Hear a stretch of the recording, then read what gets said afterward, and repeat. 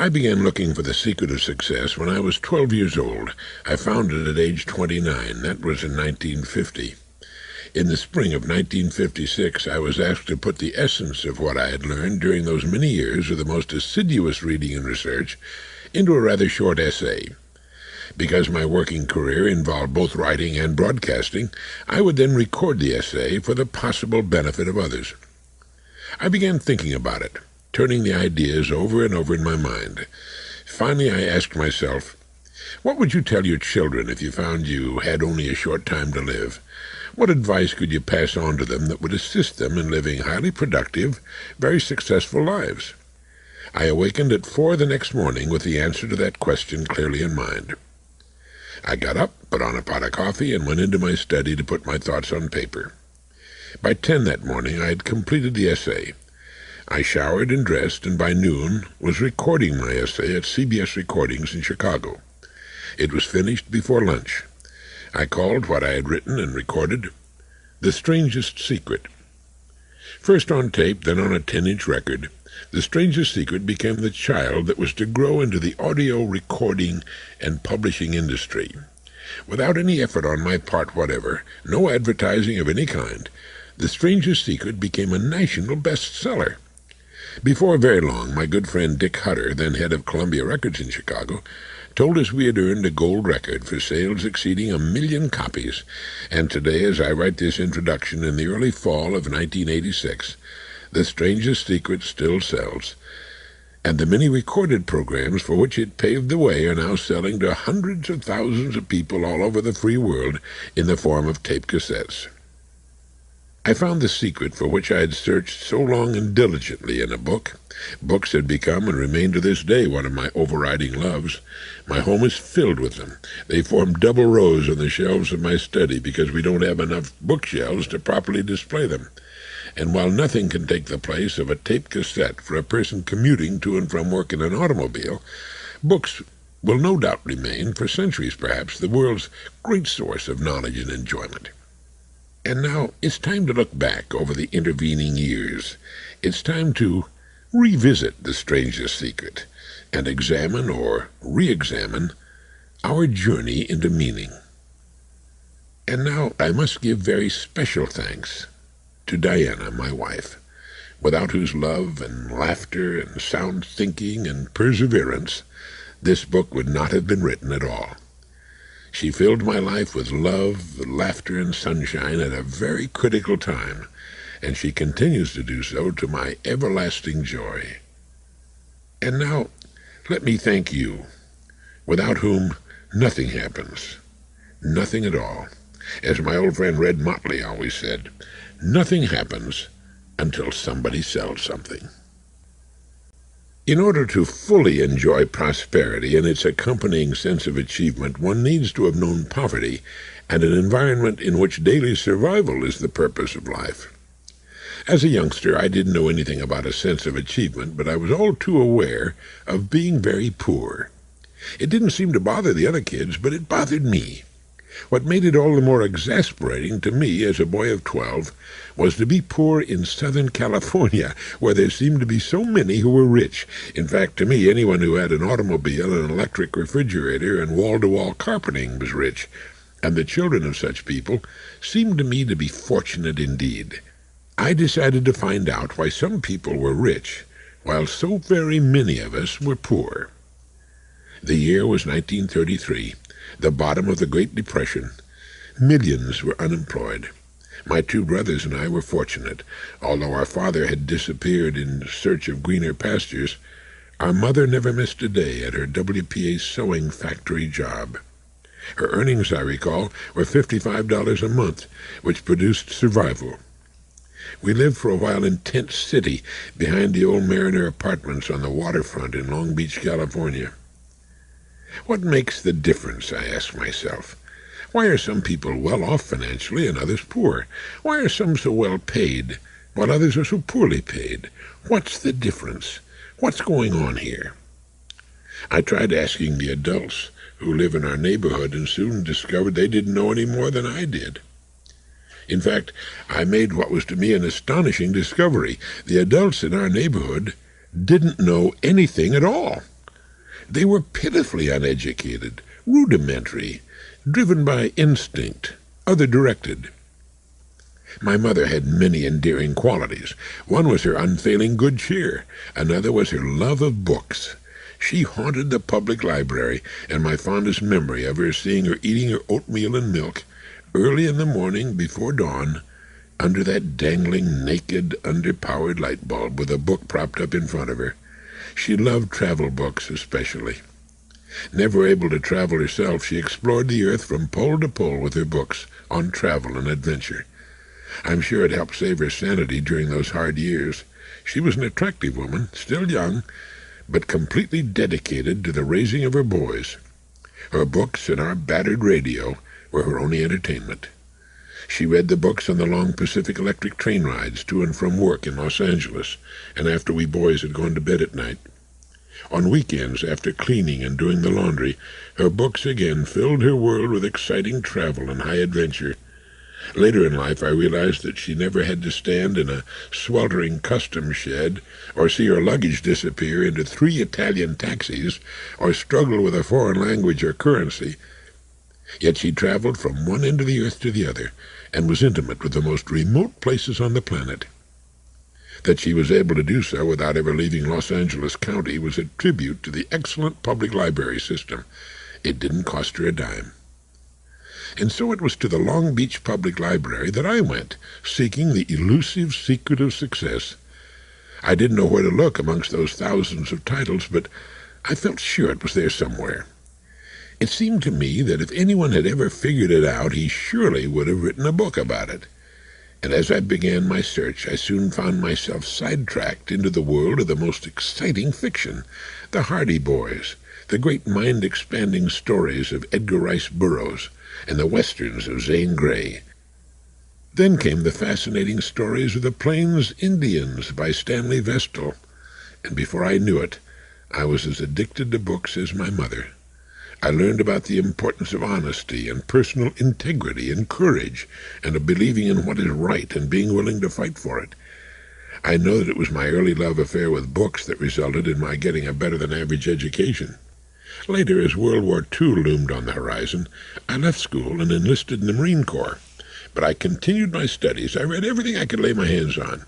I made 2 decisions that were to guide the remainder of my life. The first was to discover the secret of success.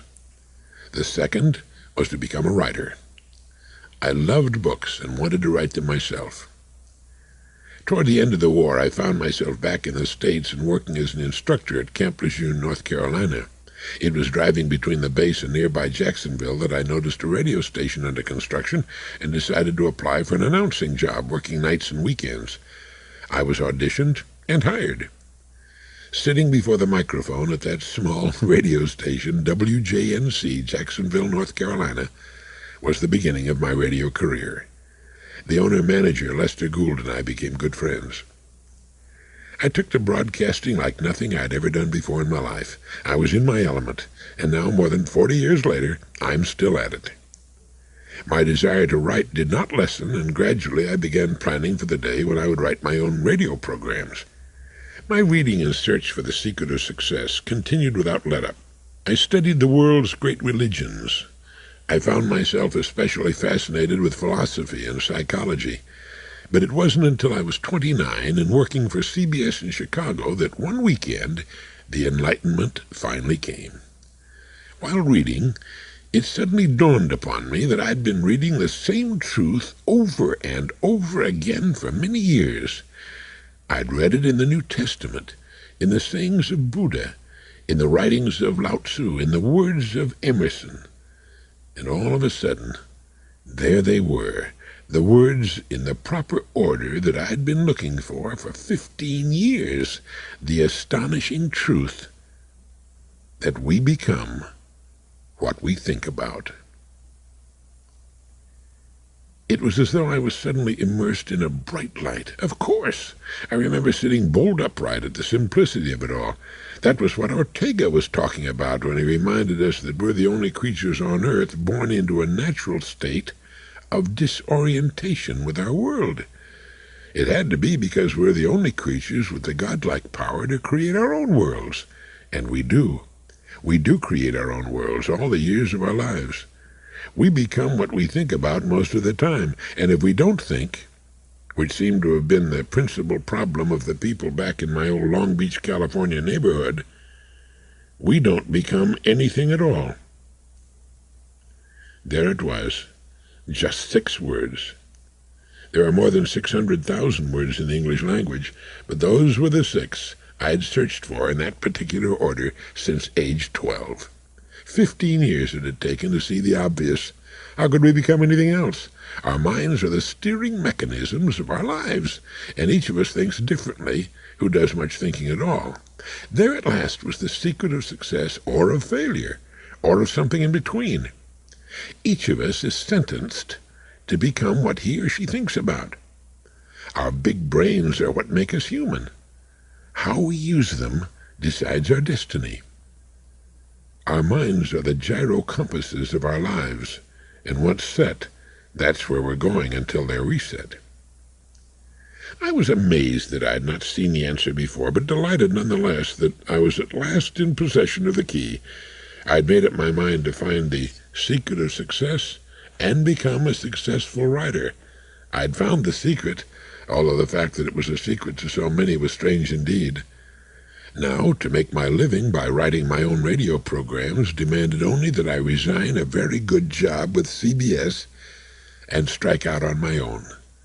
I did both in March of 1950, and I've been on an unbroken upward curve ever since. Those 6 simple words, in that order, revolutionized my life. And I had found them clearly spelled out, just as I had so desperately hoped as a child of 12, not in some hoary ancient tome, but in a book titled Think and Grow Rich, by a man named Napoleon Hill. Later, through my friendship with W. Clement Stone, the Chicago insurance tycoon, I met and got to know Napoleon Hill. I'll never forget our meeting. It took place at the old Edgewater Beach Hotel on Chicago's North Shore. I remember seeing this very thin, smiling old gentleman coming down a curving marble staircase. As he approached me, he held out his hand and said simply, "I'm Napoleon." I recall fighting back the urge to respond with something like, "How do you do? I'm Alexander the Great," but this was the man who had managed to extract from the major philosophies and religions of the world, and the life stories of dozens of America's most successful people, the 6 words that represented, more than any other factor, why people live the lives they do. He had articulated the secret I had been searching for so long. Growth and increase, and life abundant, are the way of nature. It should be inherent in each of us to desire more life and more of what life has to offer. That's not wrong. It's perfectly natural and the way it should be. The winners in the world are those men and women who plan it that way. They're people with a vision of the future that is sufficiently important to them that they're willing to do what is necessary to arrive in the midst of their vision. So let's ask that question. What is your vision of your future? We become what we think about. If you know what you want to become, you'll become it. Visualization is a force of incalculable power. As the Calcutta poet Rabindranath Tagore reminds us, faith is the bird that feels the light and sings when the dawn is still dark. We grow into our expectations. It's too bad that so few manage to muster expectations more in keeping with their true potential. A business executive leaves his home to go to the office. It's early summer and a beautiful morning. He drives his late model, expensive car, shining from frequent washings, out of the garage, sweeps down the drive to the shaded street, and turns toward town.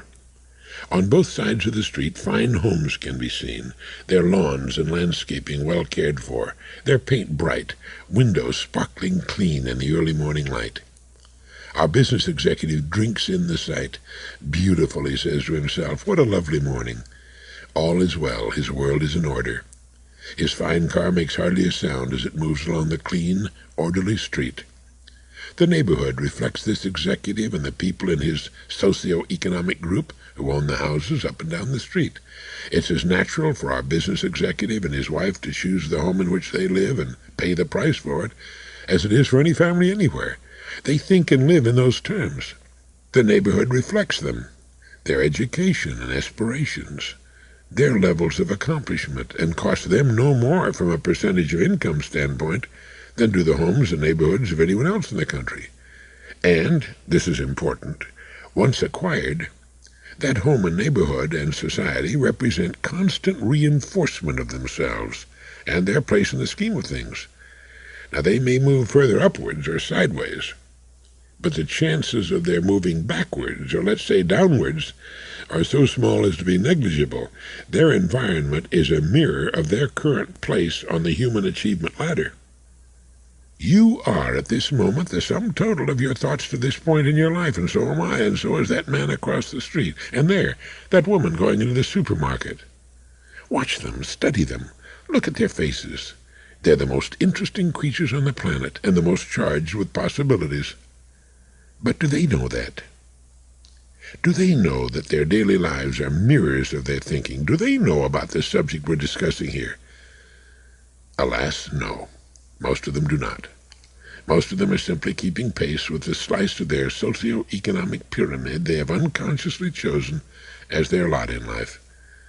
They do not know that by thinking in new directions, which incidentally has been called the definition of genius, they can bring new directions into their lives. Most of them are simply marking time as though they have a non-cancelable contract with life. How can we rise above our more egregious mistakes if we just mark time? Let's do it better than it's been done before. Let's find our partner in the freest, richest land on earth and do something wonderful with this holiday on earth we've been mysteriously granted. Here's where our individual and original DNA helices come into the picture. Each of us is an original whether we like it or not. Each of us has a genetic profile unlike any other person that ever has or ever will appear on this planet. That's true because no one else in the universe has our particular set of ancestors, nor our exact genetic mix. Each of us might think of himself or herself as a painting. Each of our parents, and each of our parents' thousands of ancestors has placed a small daub of paint on that painting. After you were born, your environment began adding to the painting that is you, and it was different from your brothers and sisters. That composite work determines the way we tend to think. What you can do and what you want are different from what I can do and what I want, and different in some ways from what everyone else can do and want. That's what keeps everybody from wanting and doing the same thing. Our rich genetic inheritance gives each of us a wide range of options, and our free society gives us free choice. The better the environment in which we're raised, or the better our education as young people, and the better the education of our parents, the greater the spectrum of our options to which we will be exposed during our formative years. But in any case, chosen at random, the odds are about 95-5. That ideal background is not ours. Someone once wrote, "If you suffer without succeeding, it's so that someone may succeed after you. If you succeed without suffering, it's because someone suffered for you. But there is no success without suffering." I think the word suffering used in that context is meant to mean striving, making the grade to a new higher plateau. In every family of affluence, someone, somewhere, had to climb from a lower level to a higher level. Even British royalty had a poor striver somewhere in the past if one goes back far enough. Old money simply means that several generations have lived in the lap of luxury because some character back there had a good idea and worked his rear end off and probably had a wonderful time doing it to move the family from the poor neighborhood to the rich neighborhood. The most important information I ever learned in my life is that we become what we think about. What do you think about? What's your goal? Can you write it out in a single sentence? One goal at a time, please. If you have more than one, or if you'd like some intermediate goals which lead toward a large goal, list them separately and number them 1, 2, 3, 4, and so forth. This brings order to your life and purpose to your days. You are today the sum total of your thoughts to this point in your life. Are you pleased with your present place in the world? Yes or no? If your answer is yes, what's your next port of call? If your answer is no, what are you going to do about it? What are you going to start thinking about? Now, we control what we think about, and by so doing, each of us tells, to an altogether unsuspected extent, his and her own fortune. Our world tells us the truth about ourselves. It reveals what we've learned, what we've done, and how much we've served. The old saying, "What you are speaks so loudly I can't hear what you're saying," is therefore apt. Don't tell me what you're going to do. Show me. Go do it. I've always felt glibness a serious danger to accomplishment. Like a steam valve, as we talk at great length about what we're going to do, we seem to lose just that much steam when it actually comes to doing it. Another cliché puts it well: actions speak louder than words. A couple traveling in India noticed a pleasant-appearing young Indian man sitting by a bridge near their hotel. They saw him sitting in that one spot day after day. Becoming curious, they asked him one day why he just sat there by the bridge all day, every day. He replied, "I happen to believe in reincarnation. I believe that I've lived many times before and that I will have many lives following this one. So this life, I'm sitting out." Well, he had a plan and was engaged in following it. How about you? On occasion I've been questioned by serious people who ask, "You say that we become what we think about, but what about people who choose dreams much too large for their inherent capacities?" Well, discounting serious neurosis or outright psychosis, it's been my experience that far from choosing goals too great for our inherent capacities to reach, we tend to underestimate ourselves and set them much too low, especially in the beginning. There seems to be a natural human tendency to take the accomplishments of others in stride, but doubt the accomplishments we ourselves can reach. We've lived in our own skin so long we tend to take ourselves for granted. We tend to underestimate our potential for growth and achievement. If you have difficulty in deciding that which you would most like to do, here's a little game you can play that might help you decide. Let's pretend that you're financially independent, you have a very good income, and don't have to concern yourself about it. It's Monday morning. You wake up feeling great. You can do anything you want to do. What would you most enjoy doing? And what would you most enjoy doing on Tuesday and Wednesday and Thursday and Friday? Write it down. "Oh, that couldn't be," someone will say. "I'd most enjoy sailing a boat and working around boats." If that's what you would most enjoy doing, and you know that from having done it a great deal, then there's your key. There's something in the boat business for you. And there are 50,000 parts to the boat business or any other business. It's a big industry. And if it's your thing, go to it.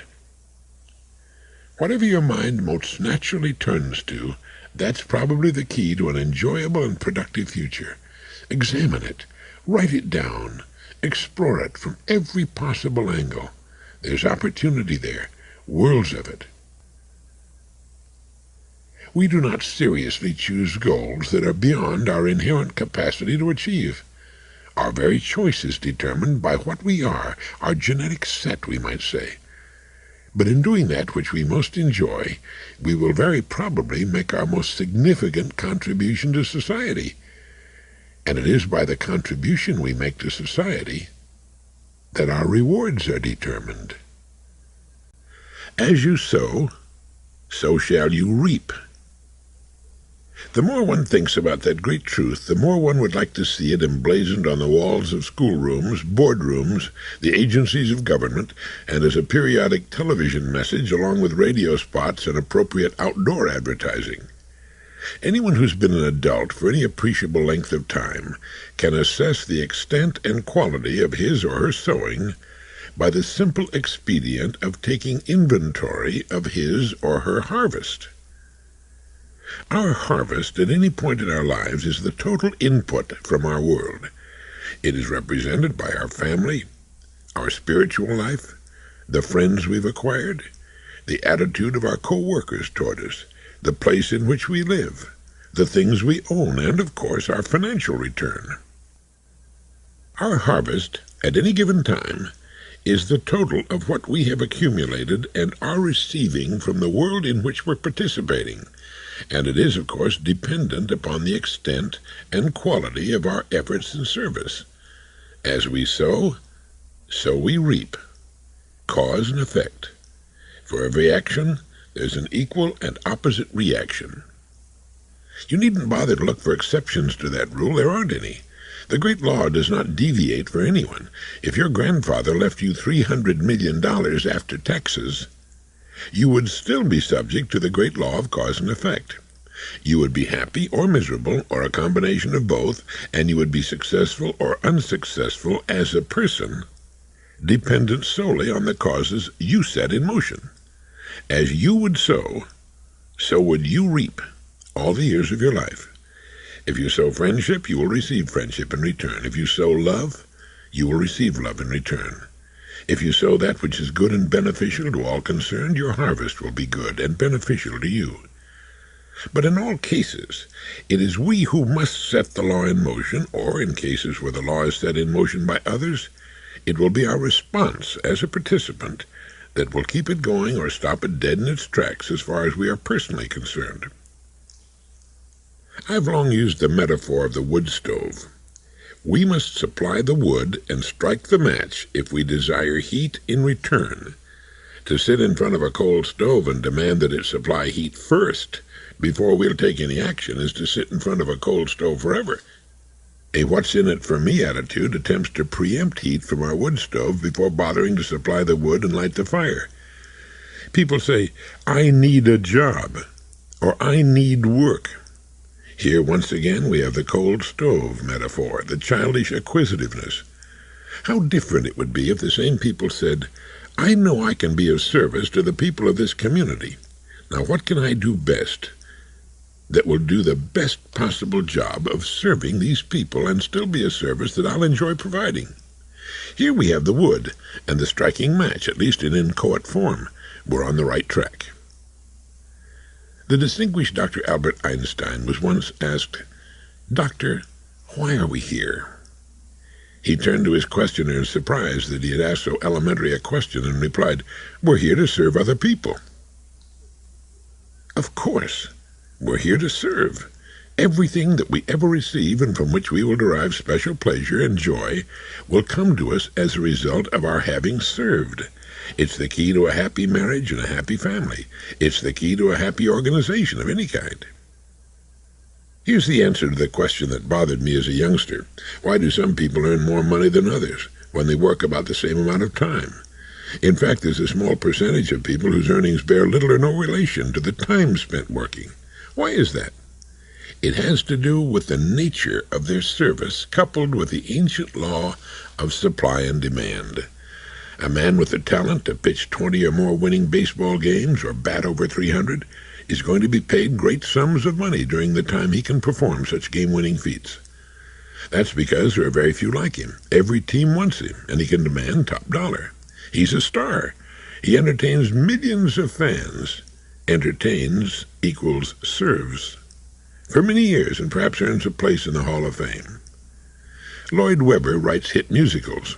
He wrote the Cats score and the music for Joseph and the Amazing Technicolor Dreamcoat, Jesus Christ Superstar, and Evita. So he has a 67-acre Berkshire estate sporting a 40-room mansion and a Mayfair London duplex and more money than he knows what to do with.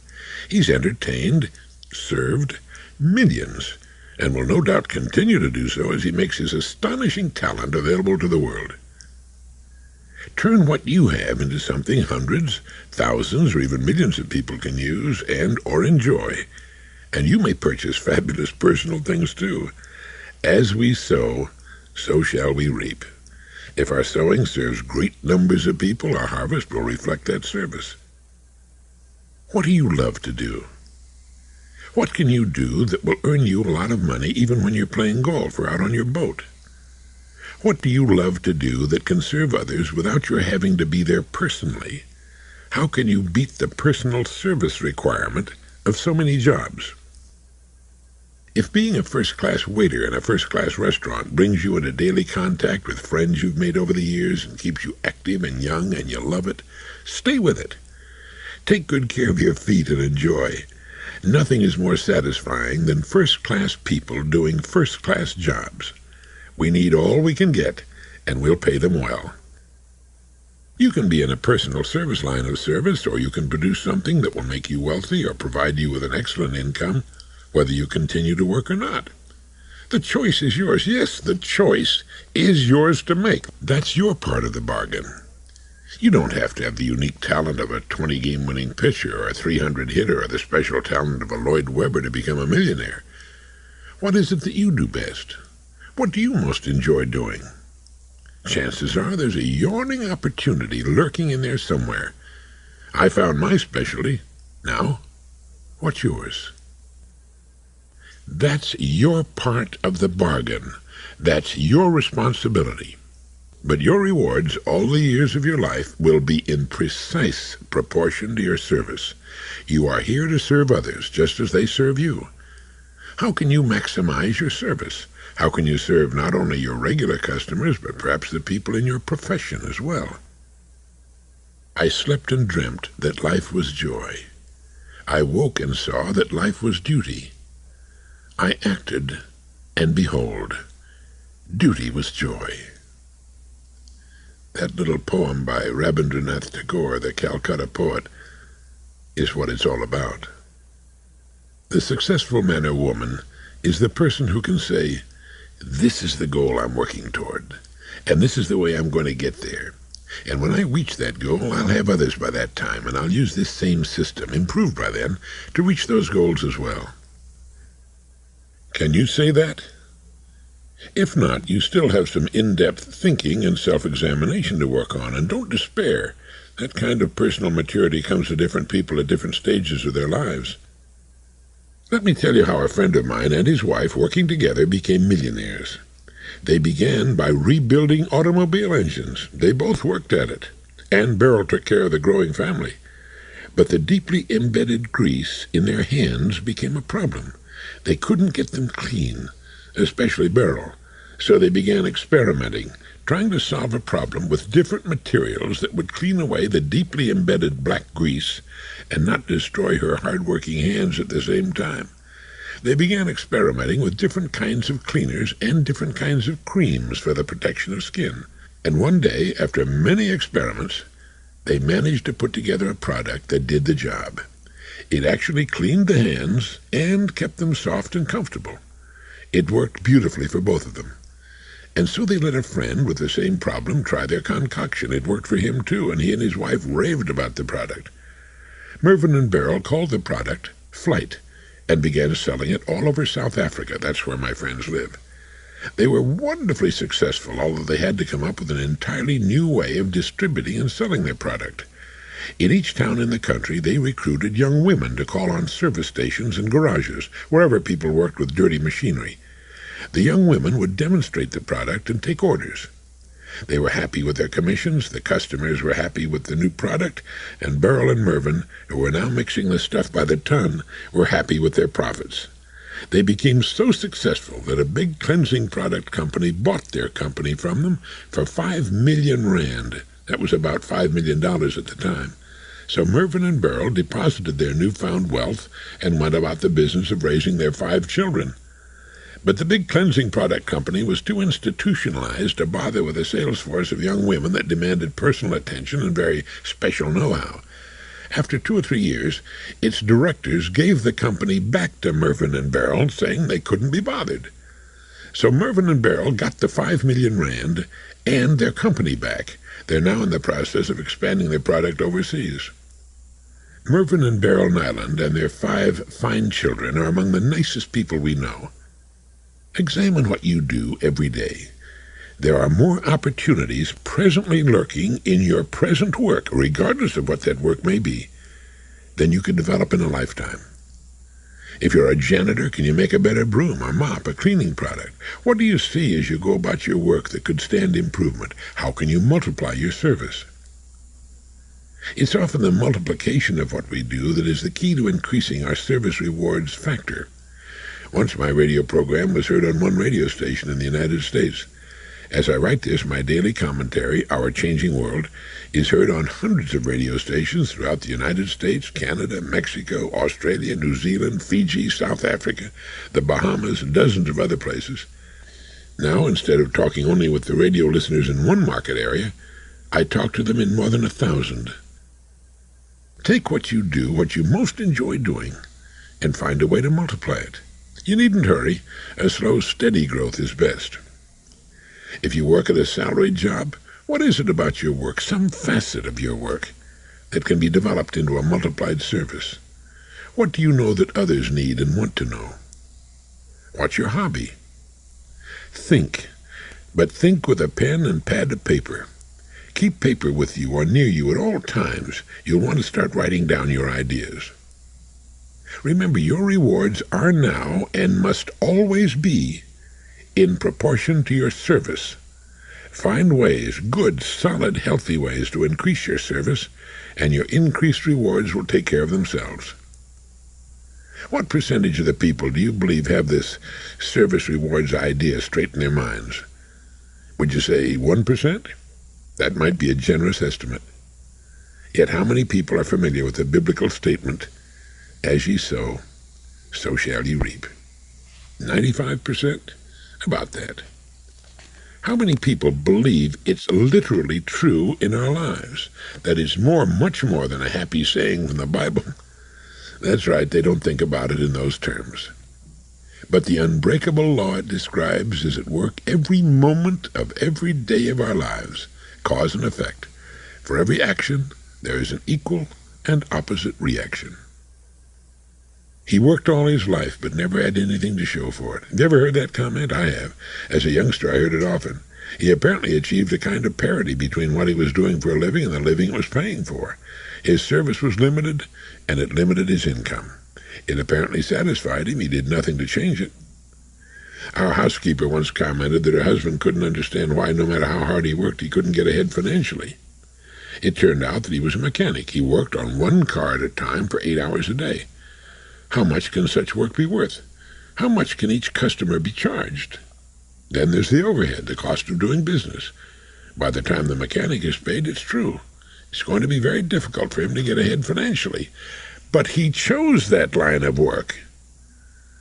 And think of the things he chose not to do before he went to work as a mechanic. Sometimes he chose to drop out of school. He chose not to work out a plan that would result in his owning his own business. Not that that means he would have got ahead financially necessarily. He chose to take the path of least resistance every step of the way, and is apparently quite willing now to work as a mechanic. Mervyn Nyland was a mechanic also. He rebuilt engines, remember? And then began experimenting with ways to keep his hands clean and in good shape physically. Both our housekeeper's husband and Mervyn Nyland reap the harvest their sowing produces. One is poor, the other's a millionaire. I remember an old poem I read as a youngster, gobbling up books looking for answers. It began, I bargained with life for a penny, and life would pay no more. I don't remember the rest, but that's not important. What's important is that life will pay us for what we bargained for, and if we play for peanuts, we're going to have to eat peanuts. How can I multiply my service? How can I multiply my service to those I have chosen of my own free will to serve? That's my task, my responsibility. But I must remember that my rewards all the years of my life will be in exact proportion to my service. If my service is sharply limited, my income will be sharply limited. If I can expand and multiply my service, my harvest will be multiplied accordingly. Service rewards. That's the way it works. We can work with the system or against it, but it remains the same. And it's beautiful when we begin to work with it. It's limitless, really. We're the limiters. We're the governors on the system. If it's held back, we do the holding. Give the people what they want. Give them a quality product, and they'll buy from you. People have needs, and they have wants. Their needs are few. Their wants are limitless. Give them what they need or want, and they will reward you accordingly. Fail to give them what they need or want, and they'll put you out of business. Service rewards. No exceptions. A river or a goal? There are two categories of very successful people. There are those I call the river people, and those that might be labeled the goal people. River people are those fortunate few who find themselves born to perform a specific task.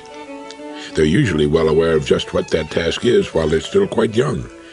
They're not interested in doing anything else. They're born to spend their lives in great rivers of the most absorbing interest, and they throw themselves into those rivers wholly.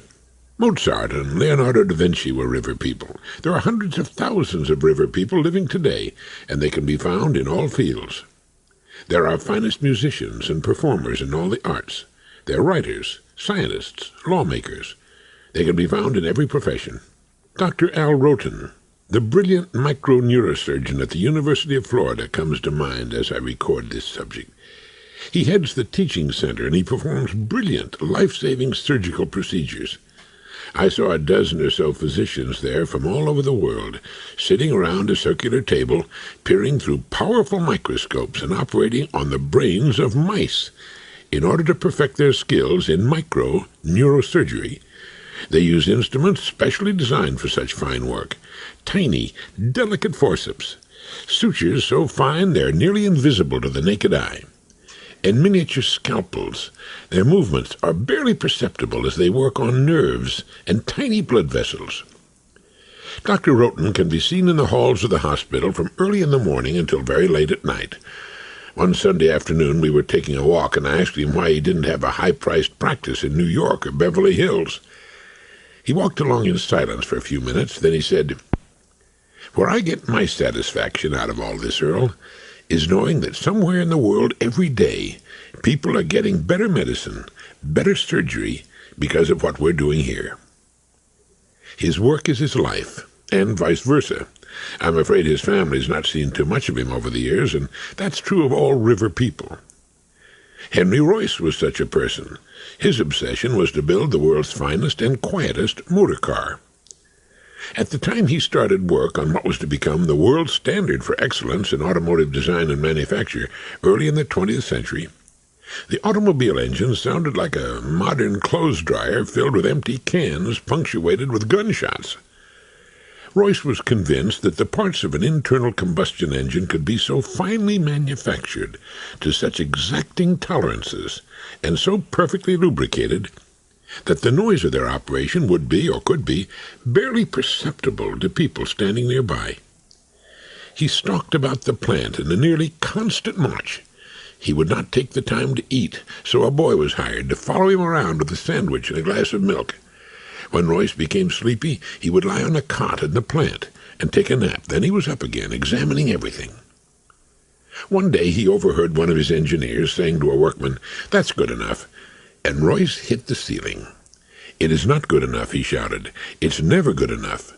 We strive for perfection. Now, since that's impossible, it's never good enough. Find a way to make it better." I once toured the Rolls-Royce plant in London, and I was astonished by the care taken with imperfections that were invisible to me. Such care and dedication stood England in good stead during the Battle of Britain, when Rolls-Royce was turning out engines for Spitfire fighters. A beautiful stained-glass window over the entrance to the company's headquarters was given to the company by a grateful nation. Royce's unrelenting dedication is typical of the river person, and the great products and services of the world are usually due to such a person. Eastman of Kodak, Henry Ford, who accepted the challenge, which was at the time thought to be impossible, to produce a motor car for the working classes. Henry Ford did not invent the assembly line. Eli Whitney had done that with the manufacture of rifles, but Ford was the first to apply the system to the manufacture of automobiles. His genius for finding ways to cut costs and still produce a hard-working product was legendary. He raised the salaries of workers to a mind-boggling $5 a day, another feat never before equaled in the history of the Industrial Revolution. One of Ford's problems was that once he came up with a revolutionary idea, he was irrevocably fixed on it. The passage of time and changing economic conditions could not bring about changes in his way of thinking. But Henry Ford was a river person, and I'm sure you can think of many others. Perhaps you're a river person. Things aren't as simple and clear-cut as they once were. There's such a welter of possibilities, so many options. It can be difficult for a person to find his main interest in life. If we haven't found the work for which we're best fitted, there's usually an unresolved feeling of discontent with what we're doing. If we were true to ourselves, we'd say, I know this work is not the work for which I'm designed, and begin to explore in our spare time other lines of endeavor. Too often we're guided more by the pay scale than by a genuine feeling of interest in the work itself. Whatever our true line of work turns out to be, with the kind of 100% dedication and commitment we would give to it, it could produce anything we could possibly want. Sir William Osler, the great physician, was a river person, and he was speaking to other possible river people when he said, "Throw away, in the first place, all ambition beyond that of doing the day's work well. Find your way into work in which there's an enjoyment of it, and all shadows of annoyance seem to flee away. Let each day's work absorb your energy and satisfy your wildest ambition.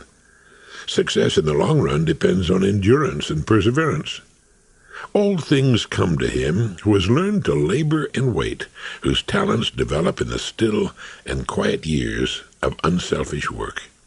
End quote. If you find yourself saying, "I must not be a river person," wait, think about it. Examine your life, your wants, your dreams, your daydreams, your visions, and look for a consistent key, a way in which you'd like to see yourself doing some particular thing as a form of work or service. A consistent daydream is often the projection of our inner intelligence trying to tell us what we should be doing. It may be that you're already in the general area you want to be in, but just haven't seen it in the light of its true possibilities. Discontented actors have found their rivers in directing, discontented salespeople in sales management, and vice versa. Every industry has within it hundreds, if not thousands, of possibilities. There's advertising and art and public relations and purchasing. The list goes on, but keep this in mind. If it's the right work for you, chances are you've found yourself fooling around with it in your spare time in some way, or reading about it, or doodling about it, or visiting it in your free time. Look for a consistent interest. If you find it, you may have found your river. A river in carpentry is just as richly satisfying and fraught with the same possibilities as any other calling. If we cannot find a special interest in a particular line of work, then we no doubt should become goal people. There are those of us who seem to be able to do, with equal facility and with equal interest and enjoyment, many things. There are, for example, professional business executives who simply love the challenge of business. They can take an ailing company and within a few years raise it to a plateau among the leaders. What the company produces in the way of product or service doesn't seem to make very much difference. Lee Iacocca was known as an automobile man because of his many successful years at the Ford Motor Company. As such, he was asked to take over the Chrysler Corporation when it was in danger of complete collapse. That he did in a masterful, skillful way, that he risked his professional reputation in the process, was an indication of his confidence.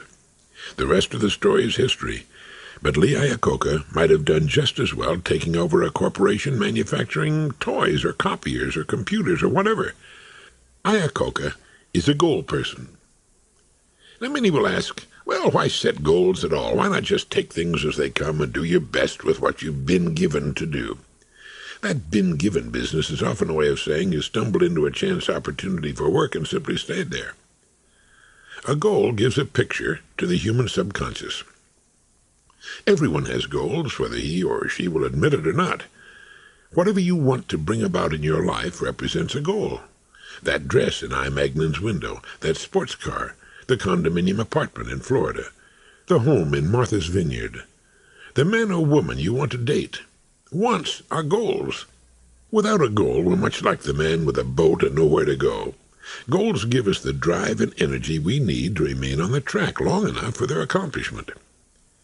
Like the captain of the ship about to leave port, we should be able to tell anyone our next port of call, and perhaps the one after that. If you've done much traveling at sea, you were perhaps surprised in the beginning by how slowly most large ships seem to move through the water. At a time when it's common for us to drive at 60 and 70 miles per hour and eat our lunch while tearing through the sky at 600 miles per hour, a ship pulling away from the dock and heading for a distant port at 20 knots may seem painfully slow indeed. But the ship moves steadily, 24 hours a day, always on course, and the cumulative effect of such relentless singleness of purpose delivers us at the next port of call in a surprisingly short time. One day we raise the distant shore, and soon we're in the harbor with mission accomplished. Now, after refueling, perhaps, and the scheduled stop, a new port of call must be determined. People with goals on which they've set their hearts and minds are always moving toward those goals. Even while we sleep, our deep minds are apparently working on the project. That's why we often awaken early in the morning with a solution to a problem that offered repeated resistance to our conscious attempts to solve it, clearly and simply in mind. It's interesting, and often quite astonishing, how people with goals tend to live longer than people without them. It's as though they can extend their lives simply because they have something to do. It must be the interest that lends vitality and energy to their lives. Cervantes wrote, "The journey is better than the inn."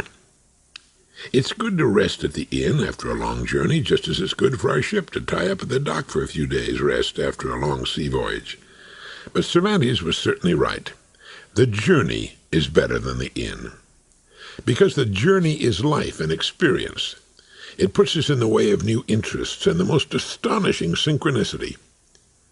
When a person knows where he or she is going and is engaged in getting there, the most amazing coincidences begin to take place.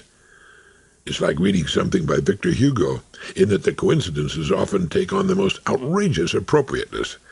Just as we're stumped, that one person with the answers happens along, or someone sends us the one book that has exactly the answer we're looking for. When we know where we're going and occupied on our journey, it seems as though all the forces, whatever they are, come to our aid. We're helped along by invisible as well as visible sources. This is not to say that we encounter nothing but smooth sailing. On the contrary, there's that door, of course, which is like a members-only sign outside an exclusive club. It seems to exist to prevent all but the 100%ers from gaining entrance to the winner's circle. Perseverance. Dogged, unflagging, repeatedly rejected perseverance is the answer, of course. And when we've set our heart and mind on something that is so important to us, we can generate that kind of persistence. The first step of the successful goal person is commitment. The person who's 100% committed to the achievement of a goal is quite willing to take whatever intermediate steps are necessary. The bridges are burned. There's no escape route on which to come tiptoeing back when things get rough. Commitment. 100%. When that happens, the goal is as good as accomplished, and you'll have fun and great experiences on the road to its achievement. In fact, the goal itself may come as an anticlimax, demanding the immediate setting of a new goal. People who know such a committed person and are privy to the goal also know that the person will reach it. They become silent and affirmative partners and often set in motion events that will help along the way. As we work to bring a difficult long-range goal into reality, we gradually grow into the kind of people to whom such a goal is a natural thing. That's because before we can do something, we must be something. And to me, this way we have of growing to fit the work, the social situation involved. The embodiment of superior achievement is a mind-boggling wonder. We actually become what we think about. And the key to it all is that it is each one of us who must do the thinking, and each of us has his own governor tied to his or her own innate capabilities. I could no more do the things the Ayacoca does than those pelicans that fly past my balcony every afternoon could fly backwards. And I don't set the same goals Ayacoca sets. I cannot set your goals any more than you can set mine. You're the only person alive who can set your goals, although others may inspire you from time to do more than you might have done without their encouragement. Encouragement is the function of a good leader, a coach, a mentor, or manager. The point I want to make here is that we all have basic and inherent genetic differences. I knew a corporal in the Marine Corps during World War II who could perform the most astonishing tricks with his mind, and whenever some kind of test was ordered, he easily outscored everyone else on the base, if not the entire Marine Corps. Both his mother and father were full professors at leading universities. He came from a long line of people with towering IQs, and as a result could think rings around most of the rest of us and do mathematical problems in his head that we couldn't have done under any circumstances. He had inherited a 16-cylinder brain, and our species needs such people for the special tasks they perform. There are also a lot of 8, 6, and 4-cylinder brains, and we need those too. And the most fascinating point of all of this is that regardless of the genetic equipment we've been handed, the goals we set and invariably reach when they're truly our goals and not the goals of a parent or acquaintance meet our desires perfectly. We're quite happy with them. Now that's why I've stressed that you examine your daydreams for signs of a repetitive picture. It may be the aiming point for the present, just as coughing is the only way the lungs can beg a smoker to stop destroying them. Our daydreams, or habitual visions, are often the way our inherent genetic mix is put together, and those dreams and visions are trying to tell us which way to go. They're often the projection of our inner voice, and that inner voice is based on very sound judgment about our true inherent capacities. The thing we must put aside in order to fulfill our unique possibilities is conformity.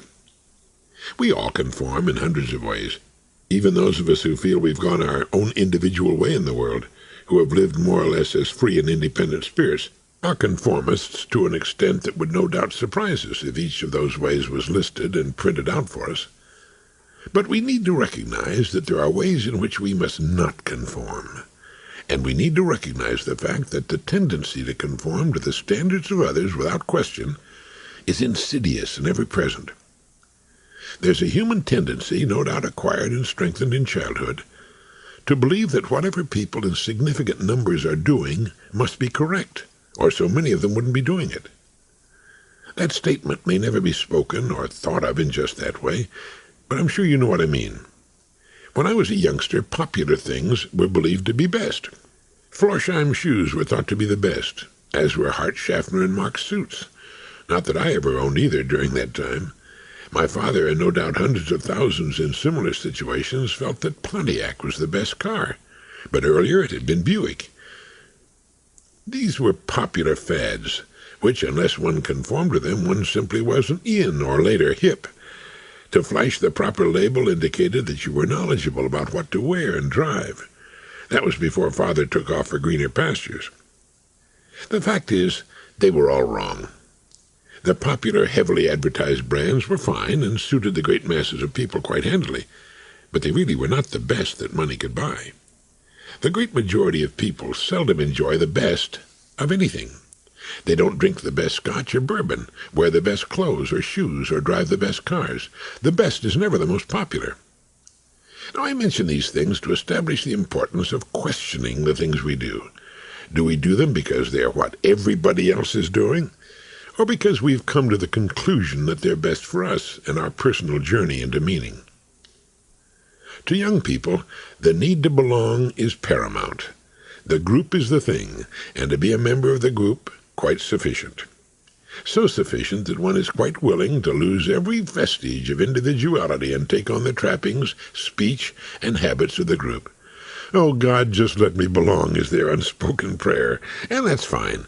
It's their first true identity outside their families, and it's important to them. That it takes them far afield of what their parents traditionally expected is better yet. Outraging, or at least amazing their parents is an important part of the act, and of course it is an act. Just as the thousands on spring break inundate the Fort Lauderdale, Florida waterfront, like a herd of white-faced Herefords, virtually indistinguishable from one another, they're expressing their break with the polite routine of the family in their younger days. They're expressing their freedom from the family and with all other rules of human conduct by joining another group.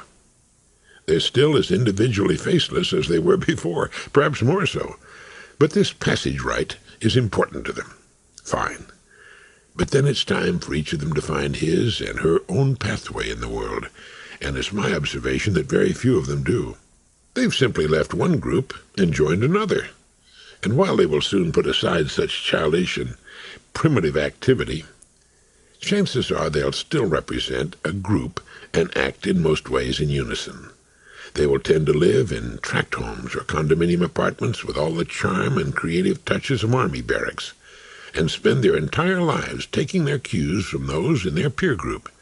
A good rule to follow is, whatever the majority of people are doing, under any given circumstance, if you will do the exact opposite, you will probably never make another mistake as long as you live. We need to calm down, relax more, smile more. Pick that spot on the fairway or on the green where you want that lovely little ball to land, and then, when you're ready, hit the ball. River person or goal person, and sometimes a combination of both, is the way to go. Using our intuition along with our intelligence as a guide can be the best way to produce really super ideas. Make it a habit to carry a folded sheet of paper along with a writing instrument at all times during the day. Ideas have a habit of making their appearance at unexpected times, in the shower, while driving the car, while having a meal. Watch for them at breakfast and lunchtime particularly, while taking a walk. Whenever the mind is in neutral, as I call it, ideas have an opportunity to bubble up to the surface and show themselves off. We won't always get our best ideas during think time, but by planting the problem we're working on deep in our minds, it seems that the great subterranean part of our mind works on the idea when we're doing other things. When it hits on a possible answer, it waits for a quiet time to slip it to the top for evaluation. Those ideas should be immediately written down for serious consideration. I believe that our intuition has a way of plumbing our racial memory, or searching what Teilhard de Chardin called the noosphere, an invisible layer of human intelligence that forms a mantle around the earth. How it works is a mystery. That it does work, we've all demonstrated at times during our lives.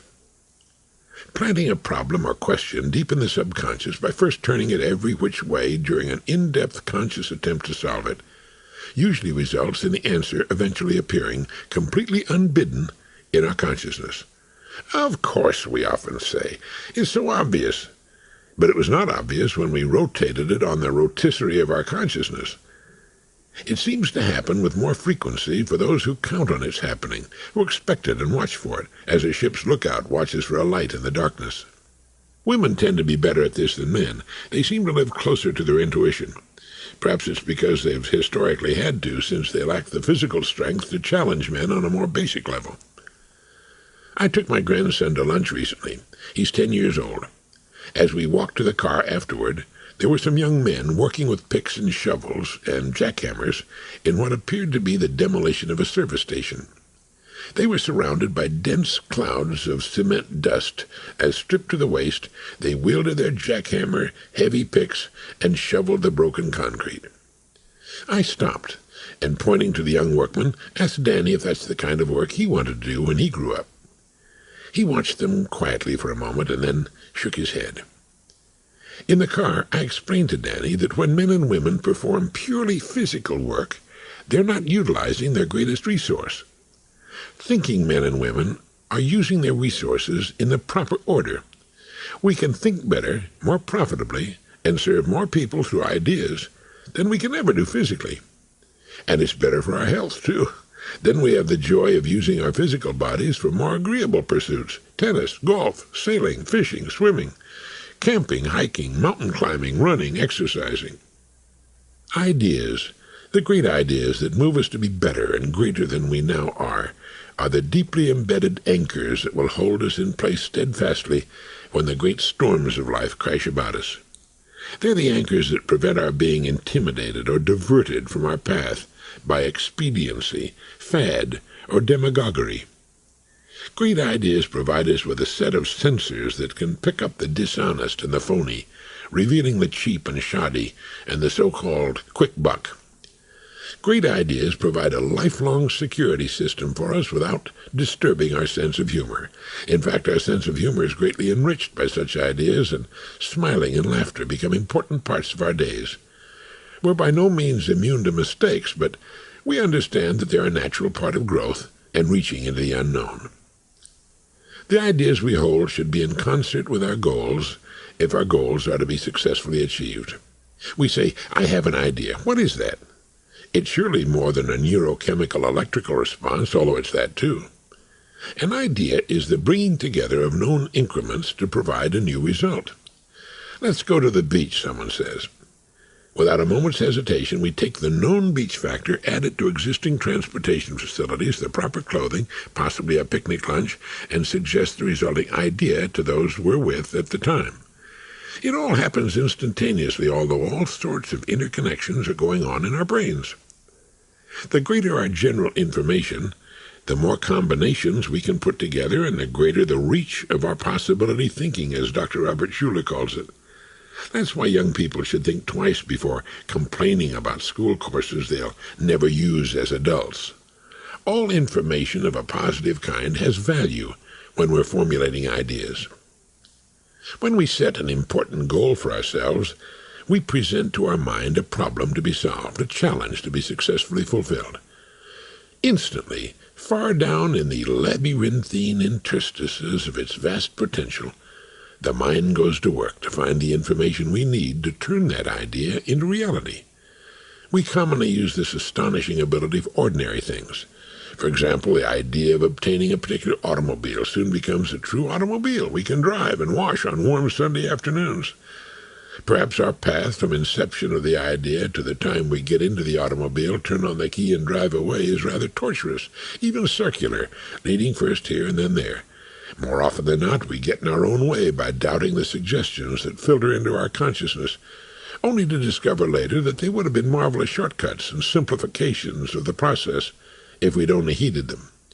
But eventually, the idea, the invisible idea, becomes sheet steel and glass and upholstery and rubber, and from time to time a pain in the neck as well.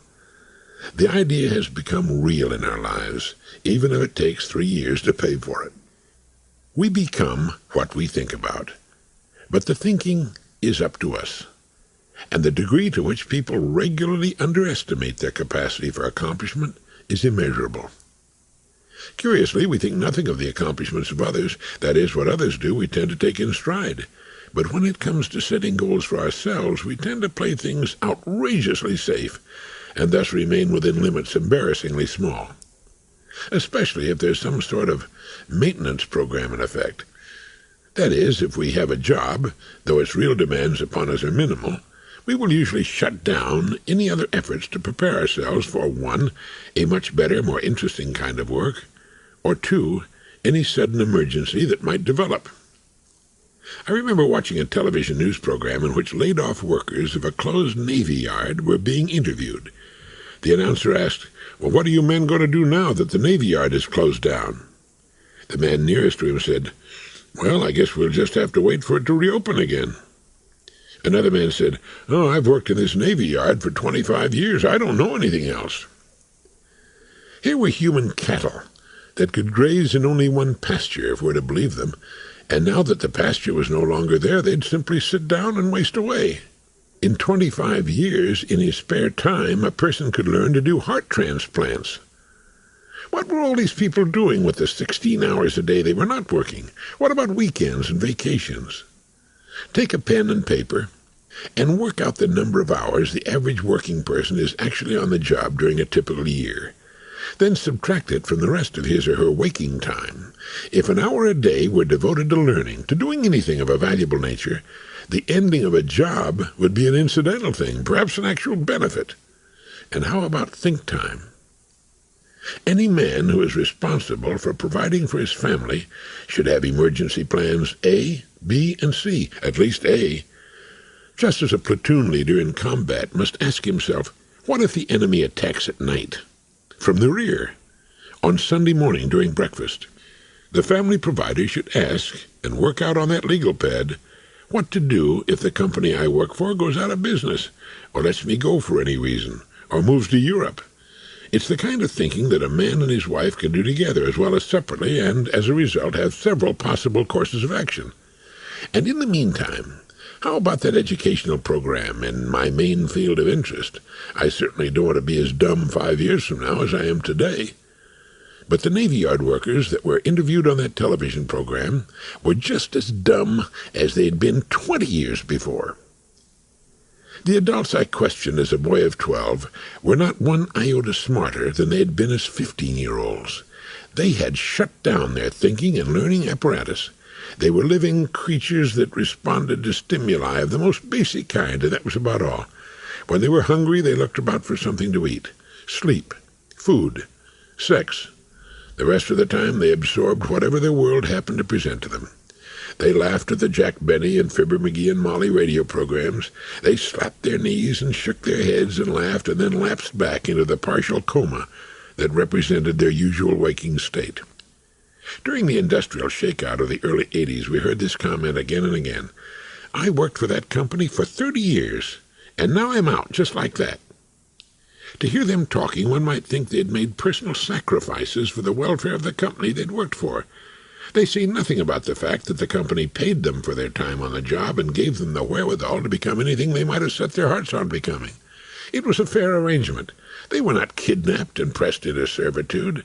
They applied for their jobs and were accepted and were paid for the level of work they performed. There was no agreement to provide them with work until they were too old and infirm to continue.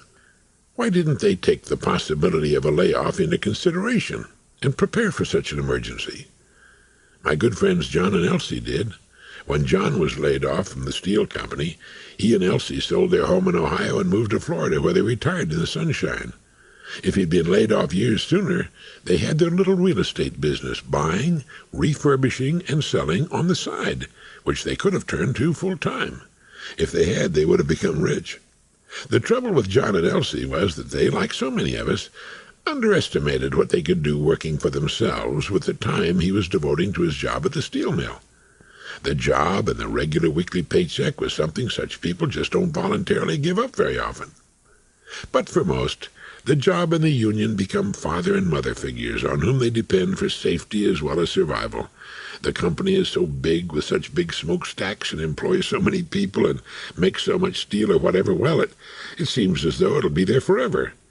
And all they need to do is show up, do whatever is necessary to keep the job, and then go home again. All the rest of the time, all those zillions of hours, year after year, decade after decade, they can just allow to pass with as little boredom as possible. Why did no one talk to these people about change? How do such people remain isolated from important information? They're apparently hermetically sealed in ignorance, wrapped and tied in myths and shibboleths. I know. I lived among them. Keep reading like that and you'll ruin your eyes, my father used to say. Reading doesn't hurt the eyes, it's good for them, and especially good for the gray matter just behind them. But all that is gradually changing. Each year more people are moving into the group that thinks. Ideas are the most important things on earth, and each of us has his own or her own idea factory. It comes as standard equipment at birth, the big brain of the Homo sapiens, the single surviving member of the genus Homo. The baby is born, and we hold in our hands a miraculous living creature whose potential is unknown. What will enter that astonishing brain? And from those ingredients, what kind of life will this child fashion? Peter Drucker has characterized public education as an institution designed for the perpetuation of adolescence. In talking with high school girls one morning at breakfast, it was immediately clear that Drucker knew what he was talking about. Of course, chatting with three 17-year-old girls for 30 minutes does not constitute much of an in-depth study, but those with whom I come in contact as clerks in the stores and on the telephone seem to offer little in the way of encouragement. The average man who likes to fish is not a particularly good fisherman. It's believed that 10% of the fishermen catch 80% of the fish caught. The average bowler is not a very good bowler. The average golfer is not a very good golfer, and the list goes on and on. As someone once wrote, most of us do only as much as we must do in order to get by without too much discredit. That's good enough is a commonly heard remark, and it usually means it's really not very good at all. And it might pass for the life story of all too many people in the most prosperous nation with the most yawning opportunities the world has ever known in the history of human civilization. It's too bad that thinking is not a required course in the public schools. Not remembering, which is what most schoolwork is about, but thinking 1, 2, 3, 4, and so on, right into the higher realms of university education. It's the highest function of which the human being is capable, and it's not taught in our nation's schools. Thinking is taken for granted. What every working person should receive upon finishing the training program offered by his employer, if there is such a program, is a tape cassette program and printed material entitled Your Life and Your Work. In it would be found much of the material we're dealing with here, plus such things as recommended savings plans, emergency planning, and simple aptitude tests designed to help the person find the main area of his inherent competence.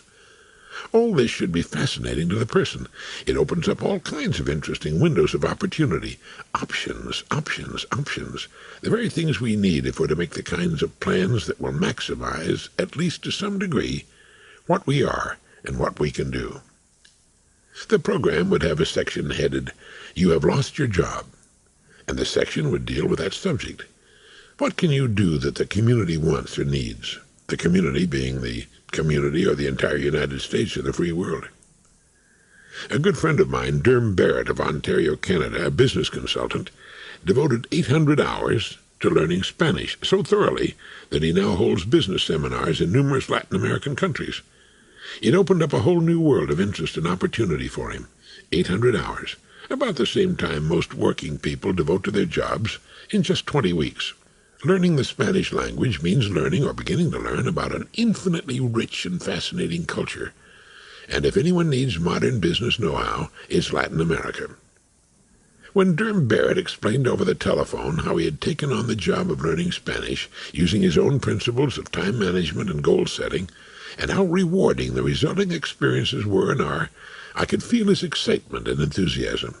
His options had doubled, and how foreigners love us when we speak to them in their native tongue. Good ideas are wondrous, delightful, magical things. They explain why people sometimes earn vastly greater incomes after retirement than they ever did on the job to which they so assiduously clung for 35 or 40 years. With a pension providing a safe base below which they know their income cannot fall, they find they have the confidence to pursue those ends and ideas they lacked the courage to pursue when they were working. That's fine. There's nothing carved in marble about when we should do what we ought to do. Any time will do. But we hear such people say, I should have done this 30 years ago. My God, think where I would have been today. And think of the fun we would have had. The fact is, there's no such thing as security as long as we're alive. Security may only be found at both ends of life, before and after, not during. If we're looking for security during our lifetimes, we're looking for something that simply cannot be guaranteed. Insecurity is our natural state. It's not the chimera, the fire-breathing, multi-legged and clawed monstrosity we think it is. Insecurity can mean autonomy and gives us the options we need for interest and challenge in our lives. Insecurity brings out the best in us. It makes us press upon ourselves. It doesn't hurt to have 6 months or a year's income tucked away someplace. That also gives us freedom and autonomy. It gives us time to make a change. A good idea is an idea that results in a change that is beneficial, and good ideas come in all shapes and sizes. A good idea means change, and a great money-making good idea needn't come up with anything radically new. There's a larger success lurking in everything that is successful already through good ideas. If there's a modest business in town that's earning a profit for its owner, it can be improved to the point of earning a much larger profit. Don't ever say, I'd like to get to the point where I can start taking things easy. Certainly you can arrange for the hard work to be done by others, but you want to keep thinking and planning for the future. If you don't, you'll die. Once a person runs out of anything interesting to do, he starts the long downward slide. He begins to fall apart. Things start going wrong. After you die, you can take it easy. The people who live longest are those people who never run out of something to do. They're farmers who have new crops to plant and harvest, fresh cows to milk, and 100 other chores that demand attention. And they're teachers who have a new class every year, or writers who get through writing on one subject and are soon off on another. And they're people who never run out of ideas. When they finally do come to the end of their lives, they vanish like the image from a suddenly broken motion picture film. We learn in reading Ortega that we are the only creatures on the planet who are born into a natural state of disorientation with our world. All other creatures are at home in their world, controlled entirely by instinct and reacting automatically to whatever stimuli affects them. They never have to ask, "What will I do?" Why was this pre-planned state denied us? Because we're the only creatures with the power to create our own worlds within the world in which we find ourselves. An awesome power indeed. That's why ideas are the greatest things on earth, for it's ideas that shape our lives. Unfortunately, with all too many of us, it's the lack of great ideas that shape our lives by their absence. A poet once wrote, "Blessed is the man who has found his work." A great idea indeed. For the man or woman who has found an unending vein of interest to explore, the future represents a happy prospect. And let me repeat another great idea. The right work exists for each of us. If we have not yet found it, we can do no better than to continue our explorations until we do find it. Another great idea. Our rewards all the years of our lives will be in direct proportion to our service. We live in order to serve one another.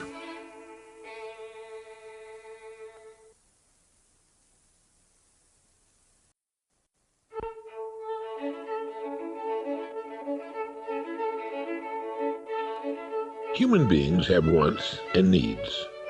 It's by meeting one or more of the wants and or needs of others that we serve them.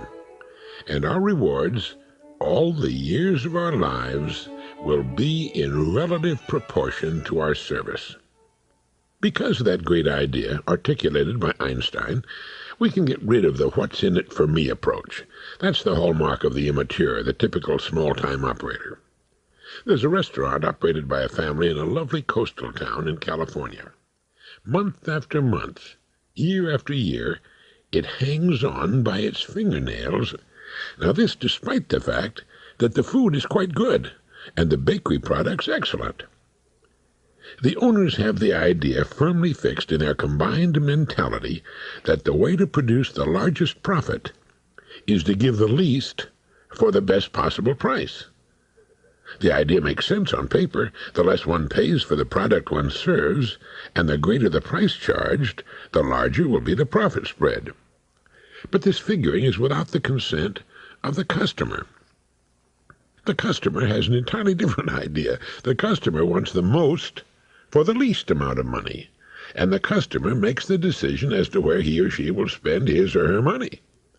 People vote with their money. They will vote for one place rather than another because they believe they receive a better value. And at the restaurant under discussion, the customer quickly sees that he or she is being charged a maximum price for the least possible product. For example, while almost all restaurants serve butter on the table, this place butters the bread in the kitchen, but does so sparingly that it's immediately apparent, and it may not be butter at all. It's the same with the other dishes served. The least possible service for the largest possible price. That is, the largest price most customers will pay without argument and only a certain amount of grumbling. So people don't go back to this restaurant a second time. The most profitable customers for any business are those who come back again and again and bring their friends. This place misses that richest vein of trade because of its ridiculous penny pinching. Month after month, the owners fail to see the cause of their failure. Another place opened up not long ago in the same general neighborhood. It's crowded every day. It has a marvelously diversified menu and serves large, delicious servings for the prices charged. The customers at this new place feel they're being well served for the money they're spending. My wife and I were having lunch there one day when we noticed a man in street clothes cleaning the table next to ours. We had noticed how busy he was, jumping in wherever he was needed to give the busy waitresses a hand. We introduced ourselves. He was the owner. It was his 9th restaurant in an escalating plan, and he was delighted with it, as we were. It was the culmination of several years of working and planning, and it's a place to be proud of, a real winner. We told him we liked the place, had thoroughly enjoyed our luncheon, and would be back regularly, as would, I'm sure, the other local people who filled the place. Kill him with service. I forget who said that, but it's the magic key to success in business. Give your very best and work at making it better, and give them more than they expect for what they're paying. Do what you do so well that you'll guarantee always getting a disproportionate share of the available business. Service. We're here to serve each other. And every one of us does who receives anything back in the way of return. Those who do not serve do not receive anything. The greatest thing in the world is the opportunity to be of service to others. That's why those of us who live in the more enlightened democracies are so fortunate. There's a whole world out there crying for help, for ideas, for endless products and services. The third world, yes, of course, but the first and second worlds as well. Your neighborhood. The extent of your opportunity to be of service can be said to be the extent of your imagination coupled with your education. And the best place to begin is where you are. You may already be wonderfully successful in providing a useful service that makes demands upon your brains and ability, but of one fact we can be certain: it can be improved. Another is that there are always ways to expand your service to others that you haven't thought of. Perhaps yours is work so highly personalized that it cannot be increased. That might be true of your successful surgeon, sculptor, or painter. Within the ranks of every profession, there can be found a sprinkling of great ones whose expertise and service is of a quality and range that they do extremely well with the clientele they develop over a period of time. Then there are the very good, the average, and the below average. But it still works out that our rewards, in whatever form we may realize them, will be in relation to our service. Everyone who needs to earn a living should ask himself or herself, how can I best serve other people? That is, if we don't already know deep down in the very fibers of our being what we're supposed to do, we need to take Socrates' advice and begin an in-depth examination of ourselves. We might begin by thinking about our childhood. What were we attracted to? When we played with other children, did we want to be captain all the time, or king of the mountain? Or were we delighted to be one of the crew? In our daydreams, what recurring fantasy appeared? What were we especially good at in school? Which class did we most enjoy? Another excellent research source is the autograph book we passed around the class at graduations from elementary and junior high school, and high school. Our friends and classmates often saw our strong point, even if we took it for granted or weren't aware of it. I was astonished many years ago to uncover my old autograph book and found nearly every entry saying something like, "Good luck, Earl Nightingale, the storyteller." I was astonished because I had no recollection whatever of having told stories to the other kids. But after thinking about it, I realized that being something of an omnivorous reader, I must have shared some of the stories I read with my classmates. But to this day, I have no recollection of doing anything of the kind. Yet there they all are, all those entries saying, "Good luck, Earl Nightingale, the storyteller."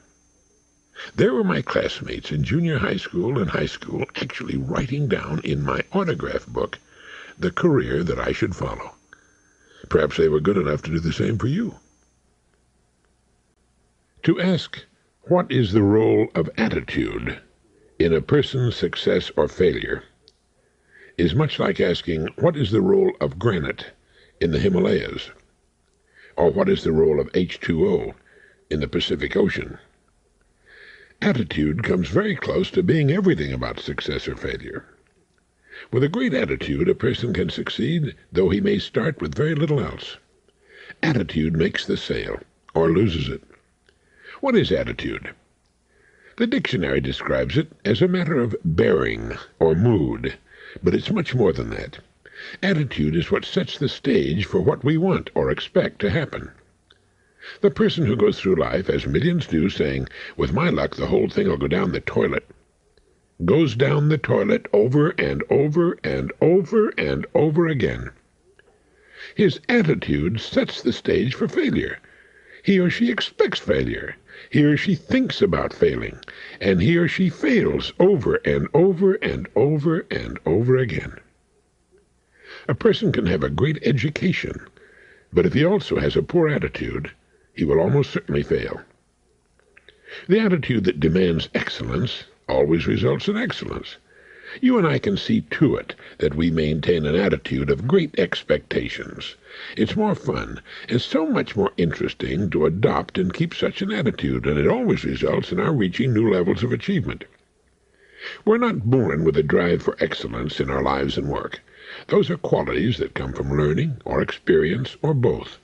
But we're born with exuberance and curiosity, and when these qualities are combined with great expectations, we can expect marvelous results. We try harder. We put more of ourselves into what we do when we have an attitude of great expectations. That's good enough won't do, not for a moment. An expectant attitude, an attitude that expects good things to happen, that expects success, seems to have an uncanny way of shaping future events and bringing together the most astonishing coincidences. The right people show up at the right time, and suddenly other people around us are infected by our ideas and spirit. Their morale goes up. They're as infected with the idea of excellence and success as we are. A great attitude is marvelously infectious. It can spread throughout an entire company or organization. If there are great attitudes at the top of an organization, there will be great attitudes throughout the organization. Everyone begins putting more of himself and herself into the effort. An American woman was once so impressed by the ragout at a fine restaurant in Paris, she asked the chef if he would give her the recipe. He was happy to comply, and he did so. A couple of years later, back in the same restaurant in Paris, the woman chided the chef about not giving her the complete recipe for the ragout. "It doesn't taste as good as yours," she told him. The chef went over the recipe again with her, and when she told him that she had followed it to the letter, he looked at her for a long moment, searchingly, and then said, "Madam, perhaps you left out the most important ingredient of all. Perhaps you forgot to throw yourself into the ragout." Our true attitude toward something has a palpable effect on those about us.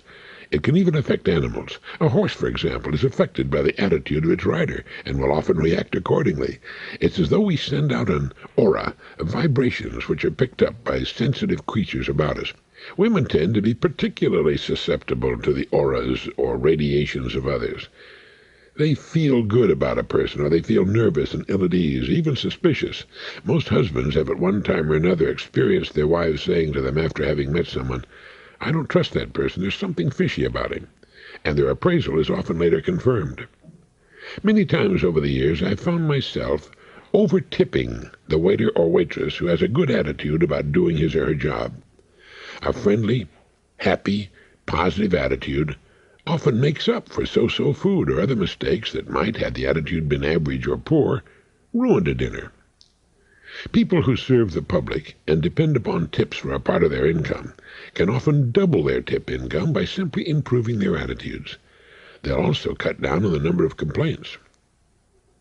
It's a fact of life that the great majority of people begin their days in a kind of neutral as far as attitude is concerned, and depend upon whatever stimuli they encounter to set the attitude tone for them. If things go well, and it's a beautiful day, their attitude may be fine. If things go wrong, or it's cold and raining, their attitude will reflect that also. Not understanding the importance of a great attitude and what it can mean to us, they put their attitudes in the hands of others or the elements and live accordingly. It's a reactive kind of life, not a very satisfactory sort of existence. I recalled the day that the American hostages, held for so many months in Iran, were returned to the United States. The looks on their faces, the way many of them kissed the tarmac upon disembarking from the plane. Blessed freedom, just to be home again. As Mr. Levin, the correspondent who escaped after 11 months of captivity, shouted upon his return, "I'm a born-again American." How sweet it is after it's been taken away for a time, and yet how many millions of us take our days for granted and go about them grudgingly, defensively, with the attitude that says, "Do unto others before they can do unto you." Thousands of people, upon discovering what a change in attitude can mean for them, actually do become born-again Americans or born-again Canadians or born-again whatever nationality they happen to be, because there's no fragment of this freedom of ours that cannot be turned into the success we seek. There are no jobs so humble that they do not have hidden within them the opportunity for greatness and all the success we could possibly want. But it takes an expectant attitude to see it. That kind of attitude draws back the curtains of ordinariness that tend to cloak the work of the majority in common, everyday raiment, and exposes the possibilities within. You know, you and I are on a kind of holiday on Earth. Out of the mystery we appear to share our lives with the other living things on this small, blue, blessed planet. We spend a time here before merging back into the mystery once again. During this time, let us enjoy ourselves to the fullest. To do that, we need to, as wise old Socrates admonished us, examine ourselves and discover what we're best equipped to give for the journey's fare. There's really no good excuse for not doing that which we most want to do, nor for not enjoying to the fullest those experiences we find to our liking. They make the holiday all the more interesting and rewarding. Being on this holiday, there are few times that warrant genuine sadness, unless we take upon our shoulders the problems and miseries of the entire world, and that's futile.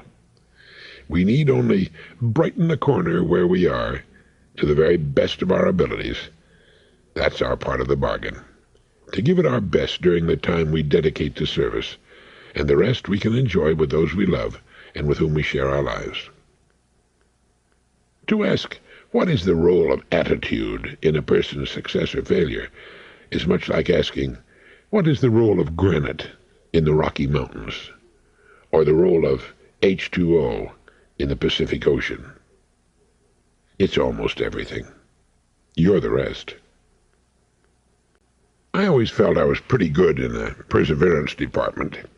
After all, writing a radio program every day for 26 years, that's about 9,000 radio programs to be researched or thought of and written one word at a time on the typewriter before being recorded for broadcast, 6,300,000 words, one word at a time, doesn't exactly label one a fly-by-night kind of person. But next to Diana, when it comes to perseverance, I'm still in kindergarten. She is simply implacable. So between us, setting and reaching goals, no matter what their degree of difficulty, is not a matter for questioning. We do it. We've all seen the motion pictures in which the hero, mustering that last cubic centimeter of strength, crawls over the final sand dune to see, to his delighted astonishment, a shady oasis with abundant fresh water and the cheerful leader of a camel train who volunteers to give him a free ride back to civilization and ultimate victory. It was mustering that last bit of energy for just one more try, and then after that, just one more, that so often leads, in real life, to victory. Nothing takes the place of persistence.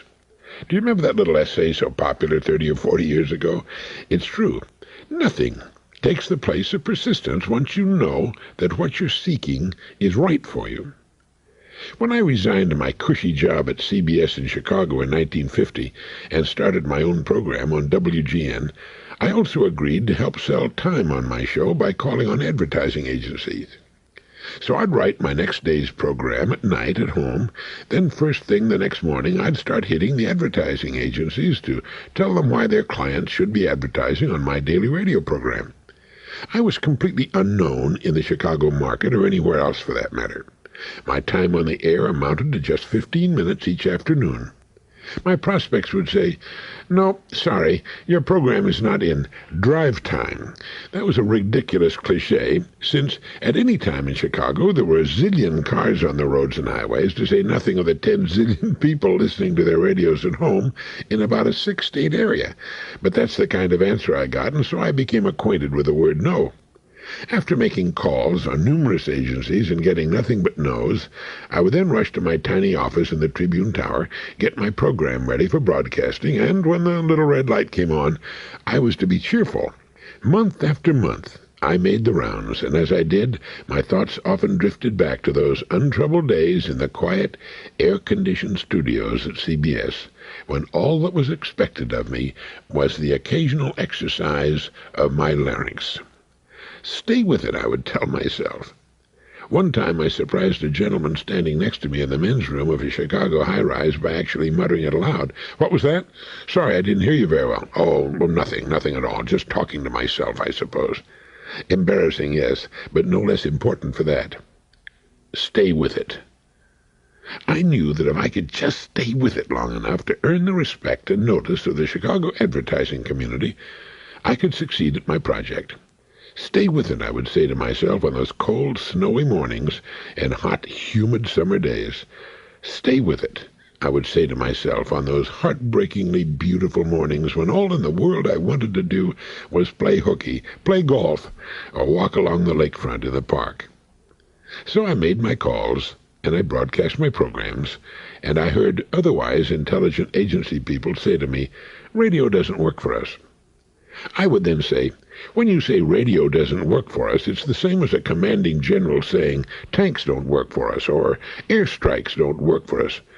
The effective commander makes best use of all forces available to him, and so does the good advertising executive.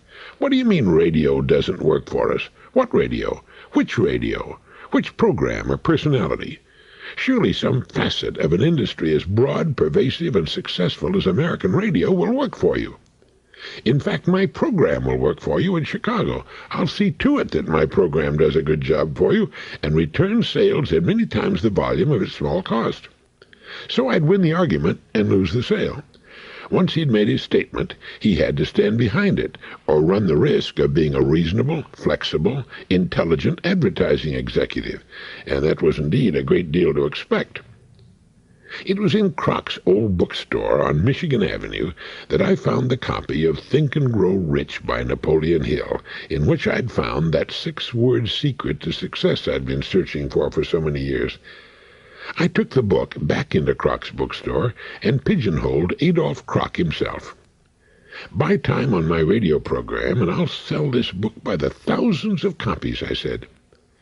"We've tried radio. It doesn't work for us," he replied. "Don't confuse my radio program with the word radio. My program will work for you with this book and with other books in your store as well." He thought a moment, then he said, "I'll tell you what I'll do. I'll give you 40 cents a copy for every copy of the book you sell." Well, I wasn't supposed to work on commission. I was supposed to bring in contracts, 13-week, 26-week, or 52-week contracts. "You've got a deal," I said. Not since the publication of Gone with the Wind had old man Croc seen orders for a book come in the way they came in for the next few weeks, as he wrote me very sizable checks for the thousands of orders at 40 cents a copy.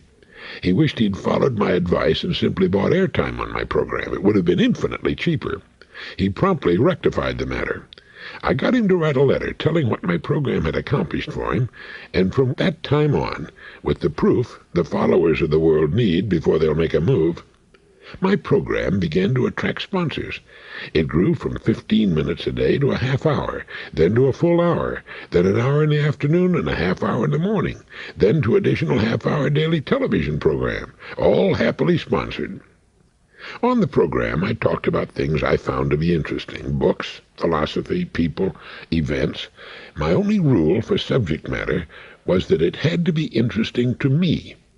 If it was interesting to me, I felt it would be interesting to a large section of the radio audience, and I was right. I've long thought it shameful the way the broadcasting industry as a whole has underestimated the listener. I think the radio listener wants more than repeated news, weather, and music. Radio is certainly one of the greatest educational opportunities in the world, the only rule being, Keep it interesting. My habit of muttering to myself, "Stay with it," had paid off, just as it always does. The world is full of those who tried to get out of the doldrums and, meeting with difficulty and repeated turn-downs, retreated back to the big crowd. What's really amazing are the number who've made a sortie into a business of their own and, failing, have fallen back never to try again. Why should succeeding at a business of one's own be easier than learning to ski or play the piano? We're likely to fail at first. It's part of the learning process, but it's no reason to give up. We learn something important from every failure. It's staying with it that separates the winners from the losers. And staying with it applies to so much that is good and healthful in life. Failures aren't the end of the world, far from it. If they were, no human being would ever learn to walk, or speak, or ride a bicycle, or obtain an education. We take early failures for granted in so many things. Yet when we attempt something as adults, something as difficult as going into business, we become so self-conscious, we become so concerned about what our friends and acquaintances might think. One time the late Dr. Maxwell Maltz, the plastic surgeon who achieved a great deal of fame through his book Psycho-Cybernetics, dropped by my office for a chat and lunch. We fell to talking about his favorite subject, namely how a person can come to grips with himself, develop a healthy self-image, and find freedom in his world. At that time, Dr. Maltz, whom we called Uncle Max, was 72 years old. He was as busy as he had ever been in his life, traveling from one end of the world to the other, making speeches, returning to his New York offices for surgery commitments, and starting all sorts of new projects along the way. He told me he had discovered 4 important steps a person can take on a regular basis to form new habits that can build a healthy new self-image. As he talked at lunch, I made notes. Here are his 4 points, in the order in which he gave them to me. Number 1, forgive others with no strings attached. You must clean the slate absolutely by forgiving every person against whom you might hold some kind of grudge. You do this for your own sake, your own peace of mind. We don't hurt others when we hold hatred toward them. We hurt ourselves. And we hurt ourselves seriously by allowing such thoughts to fester in our consciousness. So number 1, forgive others, all others. If you cannot take this first step, you can forget the rest. You haven't grown up yet. 2, forgive yourself. See yourself with kind eyes. Try to forget completely all the idiotic things you've done, the pain you've given to others, the embarrassments you've suffered, the mistakes you've made in the past. Again, wipe that slate clean and forgive yourself. Look in the mirror, he said, and forgive yourself. Practice this and you can actually pull it off. It's not easy to forgive ourselves. We're our own worst critics, and we can be much tougher on ourselves than we are on others. But the fact is, blame doesn't help. It's a destructive emotion. 3, see yourself at your best. As Dr. Maltz put it, we can start the day in frustration or confidence. Take your pick. The intelligent thing to do is to pick confidence, if it's at all possible. There are bad days, but it's better to begin the day in a confident mood than in a mood of frustration. 4, keep up with yourself. Don't worry about what others are doing or what others have. Keep your pace. It's different from the pace of others. It's faster than some, slower than others. Forget the Joneses and don't feel guilty about moving ahead of some of your contemporaries. The person who deliberately holds himself down to a slower pace just to be one of the gang is a fool. Keep up with yourself. Live the life you want to live.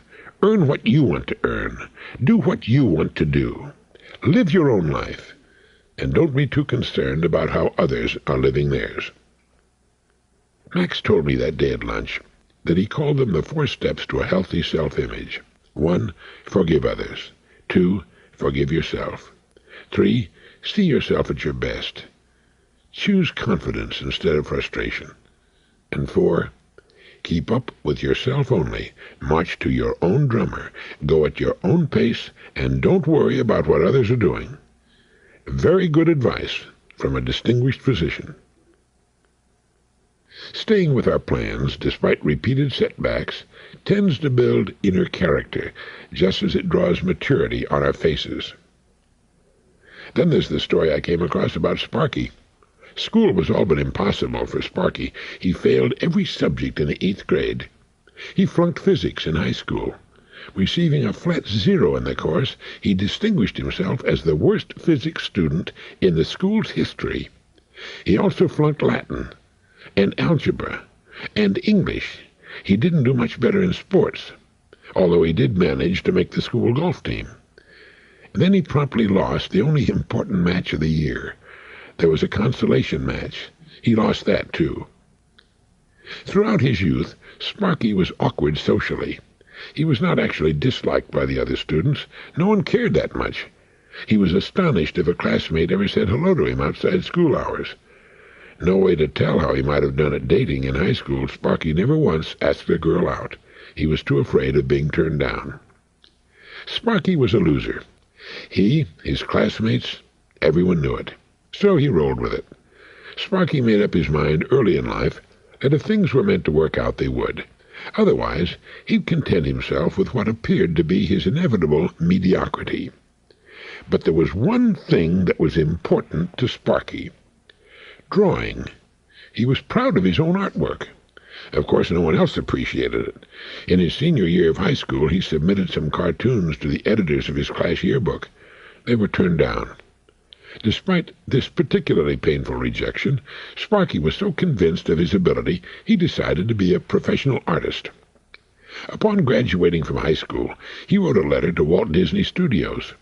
He was told to send some samples of his artwork, and the subject matter for a cartoon was suggested. Sparky drew the proposed cartoon. He spent a great deal of time on it, and other drawings. Finally, the reply from Disney Studios came. He was rejected once again. Another loss for the loser. So Sparky wrote his own autobiography in cartoons. He described his childhood self, the little boy loser and chronic underachiever, in a cartoon character that would soon become famous all over the world. For Sparky, the boy who failed every subject in the 8th grade and whose work was rejected again and again, was Charles Monroe Schultz. He created the Peanuts comic strip, and the little cartoon boy whose kite would never fly, and who never succeeded in kicking the football, Charlie Brown. Perseverance. Nothing can take its place. There's a place for every person who will persevere. There is a large success lurking in everything we do. And it's not just our success we're talking about. Millions of people, large and very small, have been cheered and have seen themselves in Charlie Brown. There's a Lucy who will snatch that football away in every neighborhood. She's a good girl, really. She just loves to frustrate Charlie Brown. Charles Schultz succeeded beyond his most sanguine imagination and earned and deserved that success.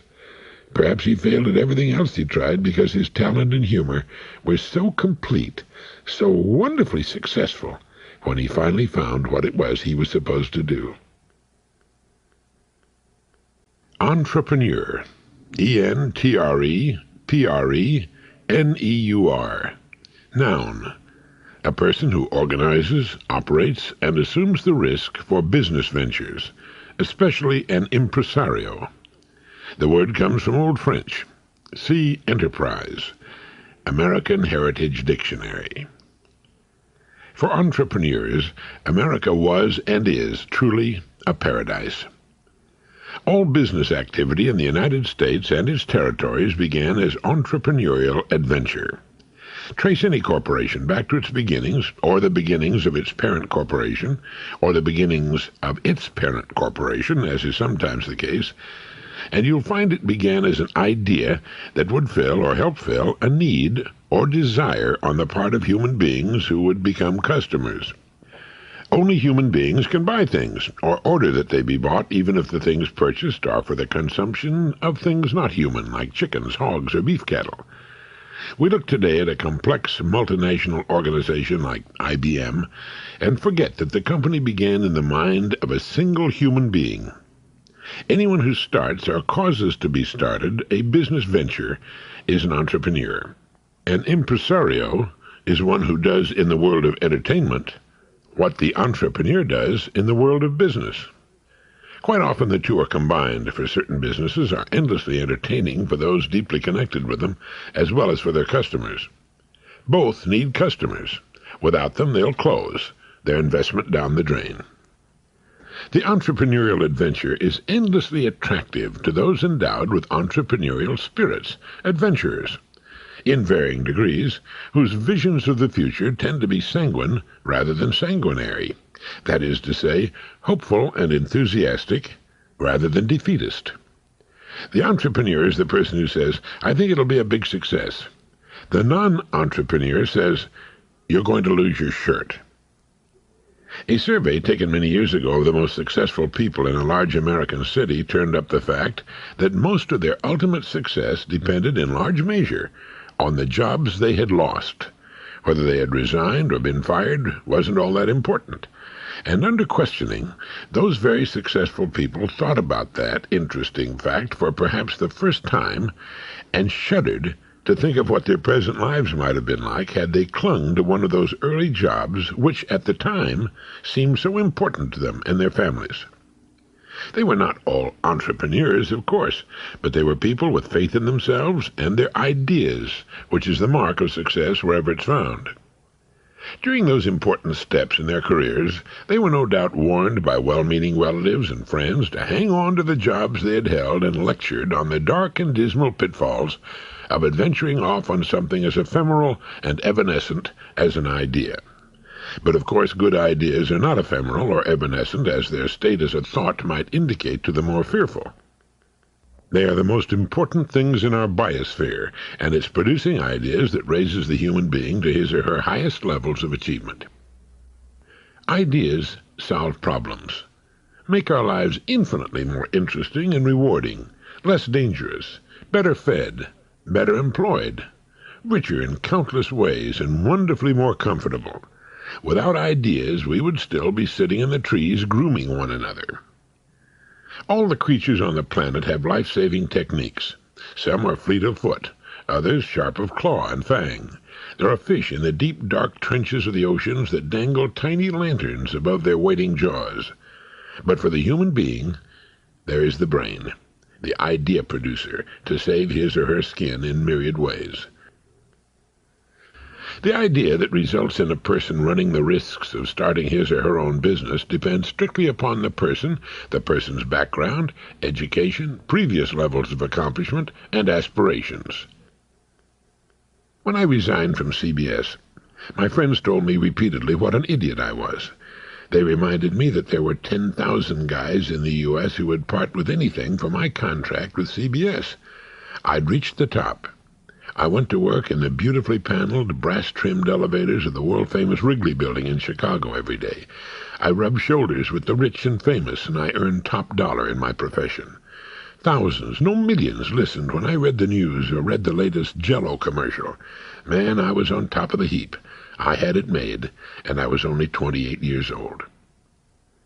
It does little good to remonstrate with an entrepreneur. Christopher Columbus, brilliant navigator that he was, could have spent his life in peace, navigating up and down the coastal waters of Europe and remaining within the known boundaries of the period's world maps. But at the edges of the known waters there appeared the terrifying legend, "Here there be dragons," and it was there that Columbus desired to sail, and it's there that every entrepreneur desires to sail. It's interesting to note that on the old maps, beyond the known world, there was never a legend reading, "Here there be unlimited opportunity for exploration. No doubt much gold and silver and precious gems. Strange human creatures live beyond these boundaries, waiting for discovery and development for the daring and intrepid sailor." Even though it had always been that way in the known world, no one ever suggested that it might still be that way in remaining undiscovered areas. It was the natural proclivity of cartographers, and is still the tendency of advice-givers, to look upon the unknown as bad. For they, like children going into a darkened basement, feel that the dark and the unknown must hold strange and fearful creatures unimaginable in the known and lighted world. They cannot think otherwise, It's their nature, as it's the nature of bankers, CPAs, many wives, and all brothers-in-law. What a dumb idea, they say. At the time of Columbus, not a single live dragon had ever been seen upon the planet Earth by anyone. Dragons were, in fact, fairy tale creatures. Yet they always inhabited the uncharted regions of the world. It said so right on the maps. So when you get an idea that you think will result in an excellent business of your own, and it needn't be a new idea by any means, keep it to yourself and your secret notepad for a period of time while you simmer it on the rotisserie of your minds, consciousness and unconscious. Let it turn while you view it from every angle. Look at it from the standpoint of the worst possible scenario. If it's a good, sound idea, it should survive even the worst times, as good businesses do. Incidentally, there are recession-free businesses, and many businesses that do as well or better in recessions than in good times. It was during the very worst years of the Great Depression of the 30s that the American film industry really got it together. There were delightful taffy merchants in uniform and wearing white cotton gloves in front of the better Los Angeles theaters. What wonderful hard taffy that was, and what opulent, magnificent palaces were the motion picture theaters of that time. For the American poor, they took the place of the great Gothic cathedrals of the Middle Ages. All of that, and free dishes to boot. And the Saturday morning matinees, what cliffhangers. Remember Harold Lloyd on the face of that great clock? All for a dime, although older folks had to pay 15 cents. And there was Wrigley's Chewing Gum, which got its start as a premium in boxes of soap. And miniature golf, and Monopoly, the hamburger stand, and radio. What a time for the entrepreneur. And it was the very time, despite the worst doldrums the nation had ever experienced from a fiscal standpoint, that saw the beginnings of thousands of companies that are today among the giants of the world. So what's your bag? So you have to ask yourself, or at least it's a good idea to ask yourself, what do I want to do with my time, however short or long it may be? Do I want to see the world and live in a penthouse apartment overlooking the sea and drive fine European cars and command a 50-foot flybridge sport fisherman with twin diesels throbbing below my feet? Or do I want to make a difference with what I believe to be a very good idea or talent that I've worked very hard to hone to marketability? If the money comes, great. I can spend it as well as the next guy. But I'm happiest doing my thing, and I don't want a boss telling me what to do for the rest of my working life. I want to be independent as much as that's possible, considering I can only succeed to the extent that I serve others. My public, whatever that amounts to, is my boss. I must please those people, or they won't give me the money to buy things I need and want.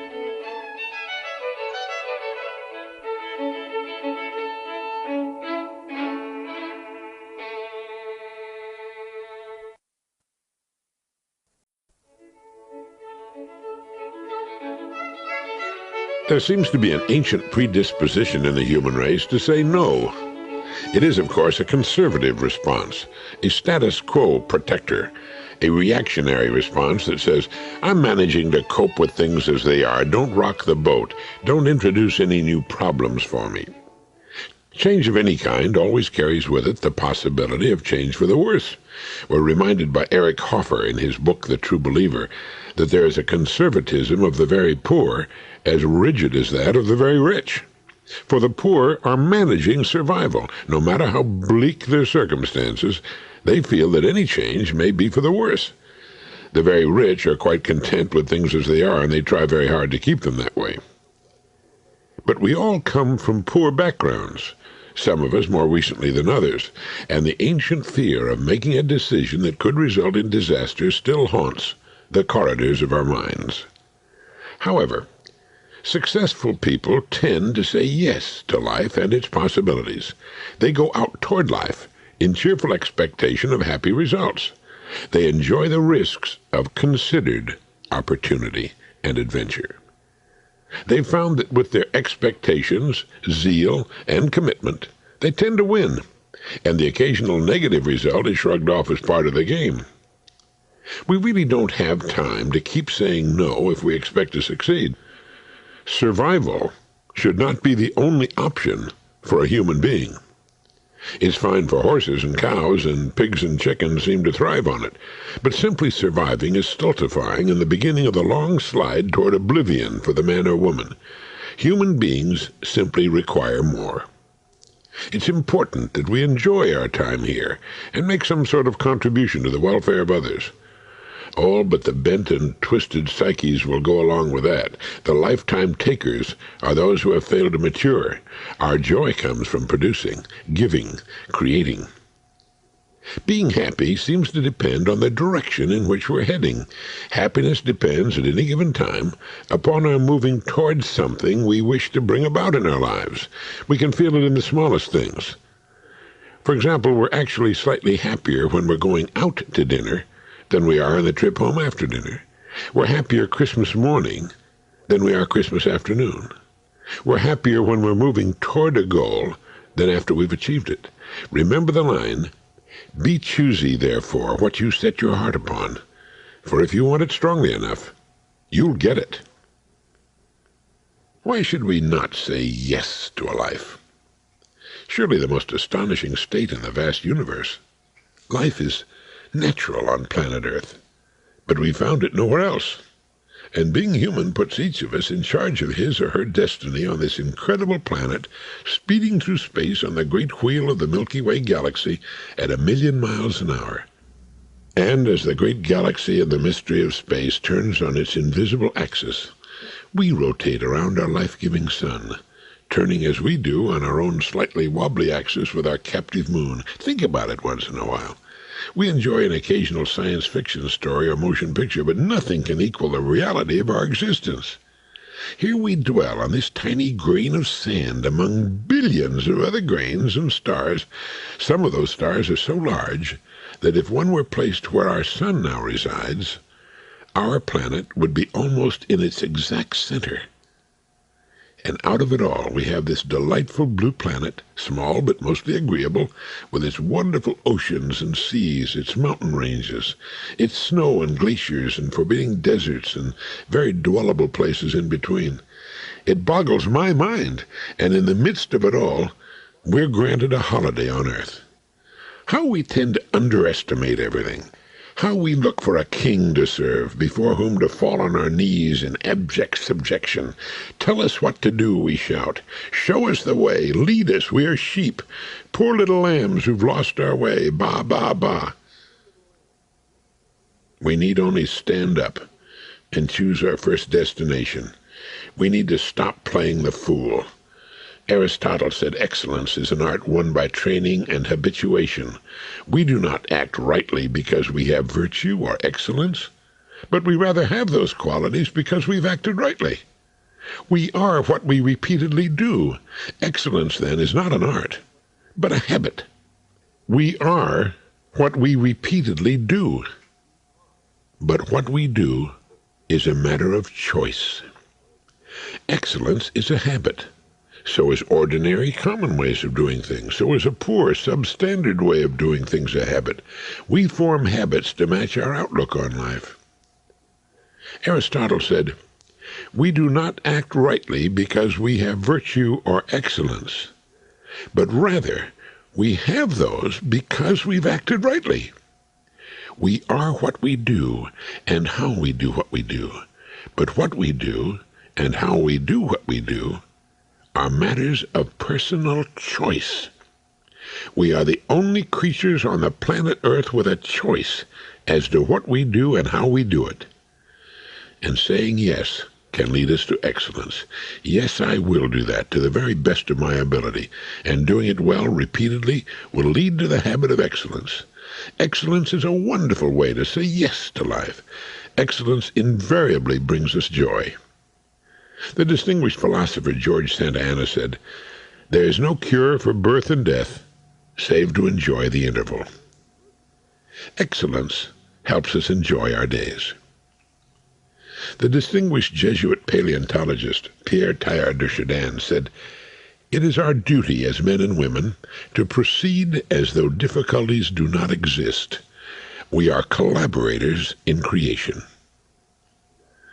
Our own great Henry David Thoreau put it this way, We have only to proceed confidently in the direction of our dreams and live the life we have imagined to meet with a success unexpected in common hours. Sometimes one wonders how many times we must be bludgeoned over the head with liberating truth before we can muster the confidence to stand up on our own hind legs and build great lives for ourselves. We must clean the slate of all of our pet myths. It takes money to make money. If that were true, we'd have a world of poor people. Rich people had to start somewhere. You have to know someone. You have to get the breaks. You have to be lucky. God, how we love to surround our inactivity with nonsense of that kind. Personally, I'd rather go along with the great ones. Don't talk, listen. You can't learn anything when you're talking. Listen to that inner voice. I love the way James Allen put it in his classic little book, As a Man Thinketh. Dream lofty dreams, and as you dream, so shall you become. Your vision is the promise of what you shall one day be. Your ideal is the prophecy of what you shall at last unveil. The greatest achievement was at first and for a time a dream. The oak sleeps in the acorn, the bird waits in the egg, and in the highest vision of the soul, a waking angel stirs. Dreams are the seedlings of realities. You will realize the vision, not the idle wish, of your heart, be it base or beautiful, or a mixture of both, for you will always gravitate toward that which you secretly most love. Into your hands will be placed the exact results of your own thoughts. You will receive that which you earn, no more, no less. End of quote. Saying yes to the world means we have a nice balance and pretty good mental health. The Menninger Foundation recognizes some guidelines for good mental health, so check yourself against 5 points from those guidelines. 5 important attributes of mentally healthy people are, number 1, a wide variety of sources of gratification. This does not mean that they chase frenetically from one activity to another, but that they find pleasure in many different ways and for many things. If for any reason they lose some of their sources of gratification, they have others to turn to. For example, a person who loses a good friend through death may sorrow, but if he has other good friends, he draws psychological sustenance from them and recovers. But if a person loses his only good friend, he has little to fall back on and continues to grieve in his loneliness. A person has the same problem if his only interest is his job, or his immediate family, or a single hobby. 2. Flexibility under stress. A windstorm may blow over the great oak, while the grass and reeds about it are undamaged. They're flexible, the oak is not. Mentally healthy people learn to roll with the punches. When faced with problems, they can see alternative solutions. Flexibility under stress is closely related to having a wide variety of sources of gratification. With more supports to fall back on, a person is less threatened by situations that produce fear and anxiety. Number 3, recognition and acceptance of limitations and assets. Put another way, they have a reasonably accurate picture of themselves and they like what they see. This doesn't mean they're complacent about themselves, but that they know they cannot be anyone else, and that's all right with them. They build on their assets and don't knock their heads against the wall in areas in which they have little or no ability. 4. Understanding the importance of treating people as individuals. Mentally healthy persons recognize others as distinct and different and original human beings and treat them as such. Make them feel important and esteemed. People who are preoccupied with themselves pay only superficial attention to others. They're so tied up in themselves that they cannot observe the subtleties in another person's feelings, nor can they really listen. Mentally healthy people care about what other people feel. 5. Keeping active and productive. Mentally healthy people use their resources on their own behalf and on behalf of others. They do what they do because they like to do it and enjoy using their skills. They don't feel driven to produce to prove themselves. They're in charge of their activities. The activities are not in charge of them. When they're chosen for leadership of one sort or another, it's because they have the skills to lead in a given situation, not because they have to exercise power over others. Qualifying as a mentally healthy person isn't all that difficult, but it does include those 5 important criteria. Those who qualify are people who like to say yes to life, and do so whenever they feel they can. Do you have a wide variety of sources of gratification? Are you flexible under stress? Flexibility under stress was once nominated as the most important qualification of a great executive by the Harvard Business School. Do you recognize and accept your limitations as well as your assets? Do you treat others as individuals, each one separate and worth recognition as such? Are you active and productive? Are you in the driver's seat of your activities rather than in the back seat, going along with someone else's direction? If you answered yes to all 5 of the criteria for good mental health, you're no doubt the person I'm talking about. Perhaps you're looking for a new aiming point, a new goal, a new interest in life. If you do not meet the 5 criteria, examine the 1 or more that you do not meet and resolve to qualify as soon as you can. And by all means, relax and open your doors and windows to the fresh breeze of life and its possibilities. Start saying yes.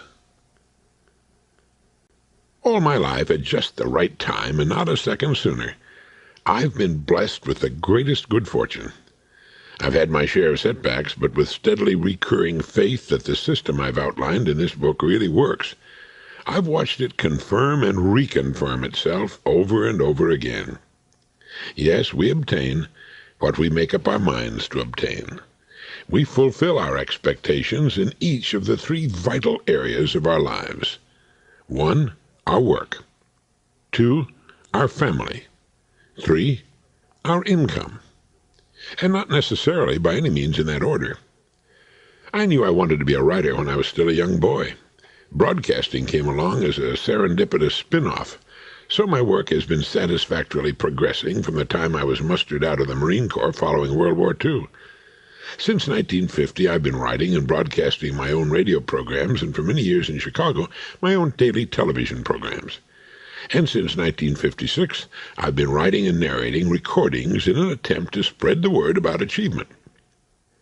One of the most difficult ideas for the human being to fully assimilate is that while we are social creatures, achievement is an individual and isolated affair. That is, while we're a part of a population of many millions and must find our being in successful relationships with such numbers, in fact our success depends upon it. In order to succeed in the steady pursuit and completion of our goals, we must think and act as distinct and separate, even different creatures. Just as a successful marriage, filled to overflowing with joy and genuine love for one another, depends upon 2 distinct individuals whose characteristics and experience perfectly meld them into an even better whole, our success as individuals operating in a highly populated environment must be an individual thing in each of the 3 categories: family, work, income. We need all 3, and keep in mind that income comes in 2 distinct and important categories.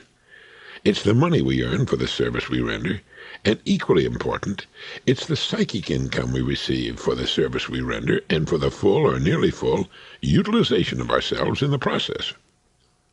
This psychic income comes from both the family and the work and results in our self-esteem, the way we feel about and accept ourselves. We need all 3, and we need the income in both categories. A man without the right woman in his life is a crippled, truncated, incomplete person. The same is true for the woman. Each of us is a half walking around looking for the other half. And when the 2 correct halves finally come together, all the lights go on and the music swells and anything at all becomes quite possible. And it's the same with the idea of work, or profession, or career, or whatever you want to call it. 2 halves coming together to make a whole. But just as the successful marriage is different from all other marriages, successful or not, a person and his or her work, when it's the correct work, are different from all others, even those in the same work. That's because no 2 people are alike, and each of them brings a slightly different chemistry and experience and genetic profile to whatever he or she does. Diana and I were both married to other people before we met and fell deeply in love. Neither of us could bring to the others exactly what we brought to our relationship. Nor was it possible before for either of us to find the astonishing blend of characteristics that worked to our mutual benefit when we did find one another. It was as though a master craftsman had formed two oddly shaped and complex parts and tossed them at different times into the Pacific Ocean, thousands of miles apart. In each was the required electronic homing device that would seek its perfect counterpart, but in the attempt might first form imperfect connections with others similarly involved. Finally, one morning in a completely strange setting, these two complicated parts would float into each other's range and begin a circling process to attempt once again to see if a perfect match-up were possible.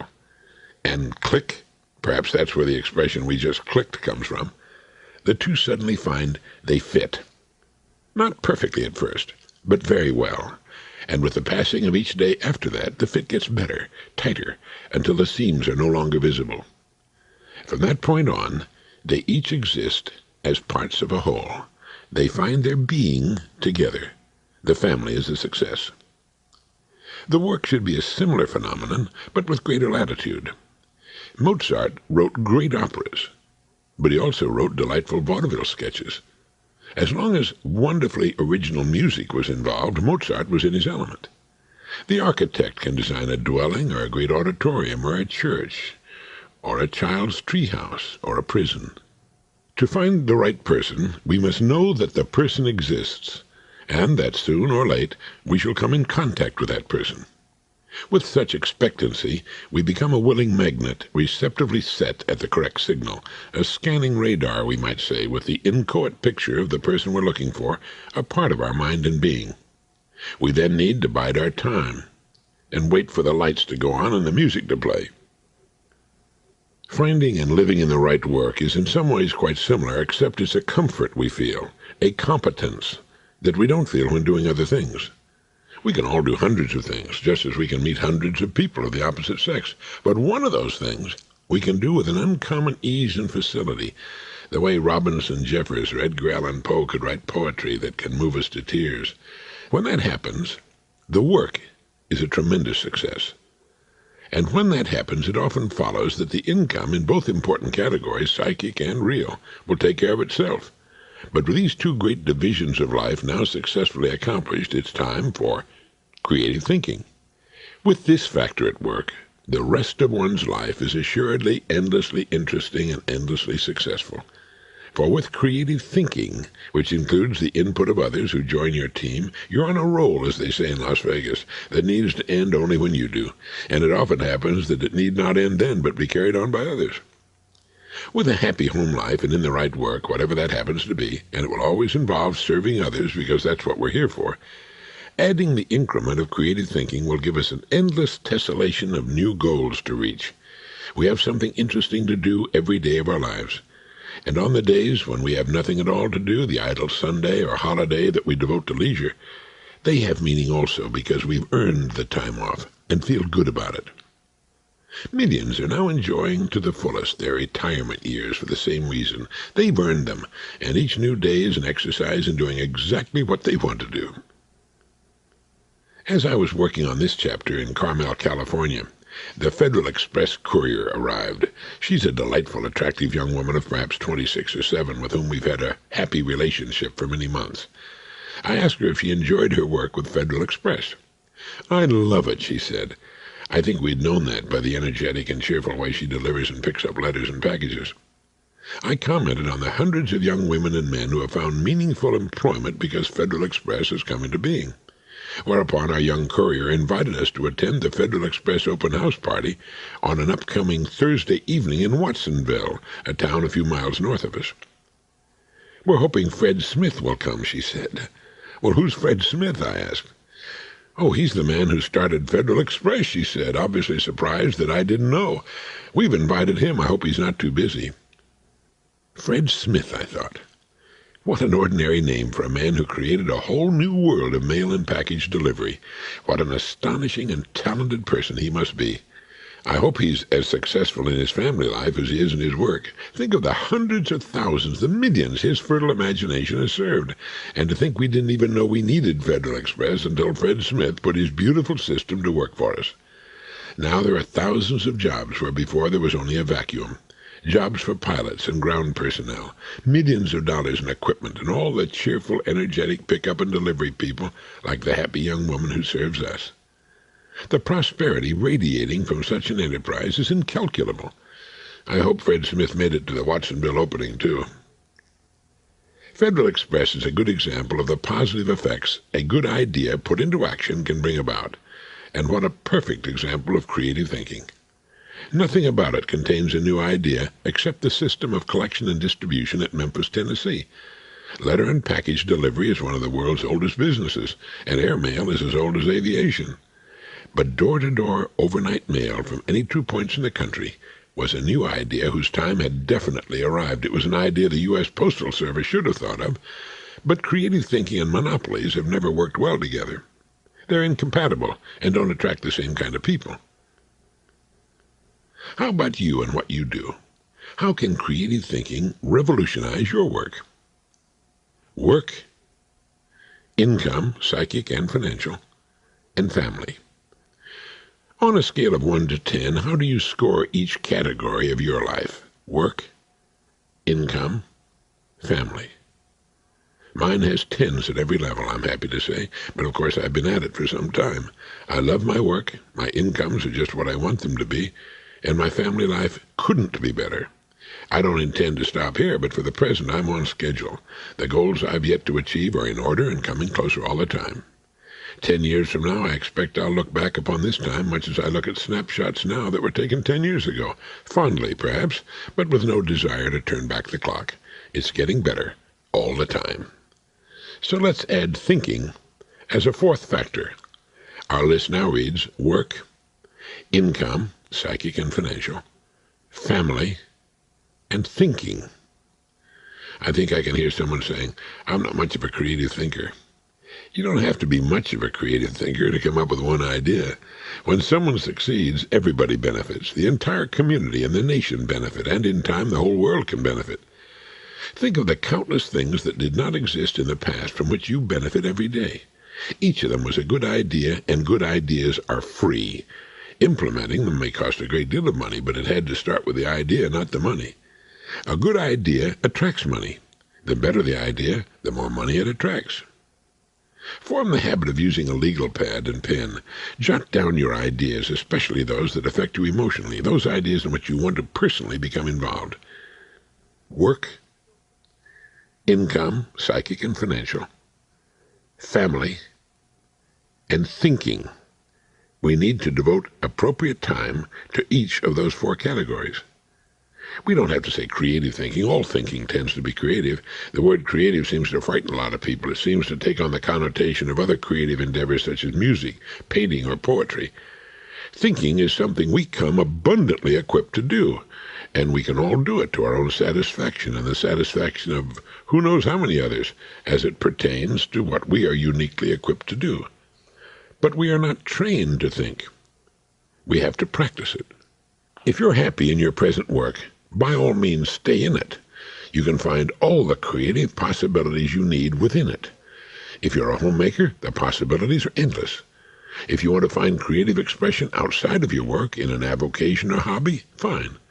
But utilize your strengths, and they begin with your mind. As Watson of IBM used to say, think. Look what it did for IBM. Who succeeds in America, and why? The person who succeeds in America is the person who sets his or her own wages, goals, and lifestyle. Successful people are those who discover that life is really quite ready and willing to meet their requirements. They set their incomes to meet their needs and wants through discovering within themselves a marketable factor and developing that factor to whatever degree necessary in order to derive the appropriate reward response. Unsuccessful people may be said to be those who make their lifestyles fit whatever wages they receive. They put themselves on the receiving end of things and have little to say about their own economic welfare. Successful people put themselves behind the wheel of their lives. The unsuccessful ride in the passenger seats. Almost everything has an economic base today. We're rewarded by the amount of money we receive for what we do. What we do in a free society and what we charge for what we do in a free society are largely matters of personal choice. If we find our best interests and opportunities for personal expression within the framework of a large corporation, we can so develop and apply ourselves as to reach whatever levels of accomplishment and reward we're willing to earn. It takes time to succeed, and it should. We need to earn our stripes through the daily passage of time and experience so that each successive step is accepted and applauded by those who've come to know us. Meaningful and richly rewarding journeys take time. They take preparation, careful planning, and as every seasoned traveler knows, they're subject to the vagaries of incident and the mistakes and inefficiencies of others along the way, and our own. But if the journey has its adventures and misadventures, it has a definite upward momentum, and there's no doubting its eventual destination. For that's the goal of the person in command. Each new upward step along the way prepares our resolute traveler for the next plateau. And if he or she does not lose the exciting vision of the goal to be reached, or meet with an untimely end, the silent tragedy of war and accident, the goal, with all the trimmings and more, will be his or hers. Remember Cervantes' words, "The journey is better than the inn." The journey is our life, our holiday on earth, our time here, as we successively set new goals or dive back into the great rivers of interest, or both. We receive what we fully expect to receive, and usually a good deal more. We become what we think about. We become successful to the extent of our true desires and determination, and we do so by building on our strong points, our fort. Incidentally, that's pronounced fort, never forte, as the uninformed would have us believe. Forte is an Italian musical term. What is your fort? You should know what it is by now. At what are you best? What gives you the deepest satisfaction? Whatever that is can be honed to marketable proportions in some way and applied in service to others to earn you the rewards you seek and should have and will have. And that's your part of the bargain. No one's supposed to do that for you or hold your hand or rush to your aid every time you slip or fall back a little. That's the earning part that falls on each of us. There's help enough on every side if we're wise enough and energetic enough to make use of it, skills to hone. And there are the numerous people who do come to our aid once we're on course. But such people need not be sought nor importuned. They come of their own natural need, like magic, at just the right time. Events begin to fall into our lives like missing pieces of a jigsaw puzzle. They're the mark of a person with the attitude that tells the world he or she knows where he or she is going and fully expects to get there. They approach their commitments with intentionality and delight, as my friend Dr. Charles Garfield puts it in his book and cassette program on peak performers. The distinguished Dr. Abraham Maslow, former president of the American Psychological Association, put it this way: if you deliberately plan to be less than you are capable of being, then I warn you that you will be unhappy for the rest of your life. You'll be evading your own capacities, your own possibilities. And let me add this. If you think you can succeed in a large way and play it safe at the same time, you're sadly mistaken. Success takes risk. It takes full commitment. You go out on the limb, so to speak, and take your chances alone. The warm, comfortable, huddling masses must be left behind, along with the old neighborhood and the small dreams. Risk and success are at opposite ends of the same balancing beam. You cannot have one without the corresponding weight of the other. Risks up the ante, raises the green fee, and limits the membership, but it makes playing more fun and you seldom have to wait in line anymore. The late motion picture producer Mike Todd put it well. He said, "Being broke is a temporary situation. Being poor is a state of mind." Who has success in America, or Canada, Mexico, or Peru, or France, or West Germany, or Japan, or anywhere else? Those who have taken charge of their lives and are directing them to their own best use, whatever that is. Who does not have success? Those persons who have not taken charge of the direction of their lives, but have simply reacted to the environment in which they found themselves. They've simply become a part of it.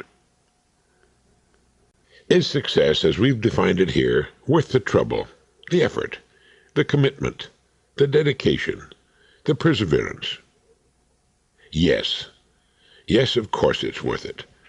The time will pass anyway. Why not put it to constructive, productive use? Everyone benefits. Nobody loses. In every field of human endeavor, it's the successful men and women who make the important difference. They see growth and improvement as the natural order of things, and they can see themselves growing into new arenas of achievement and commensurate reward. Only that day dawns to which we are awake, wrote Henry Thoreau.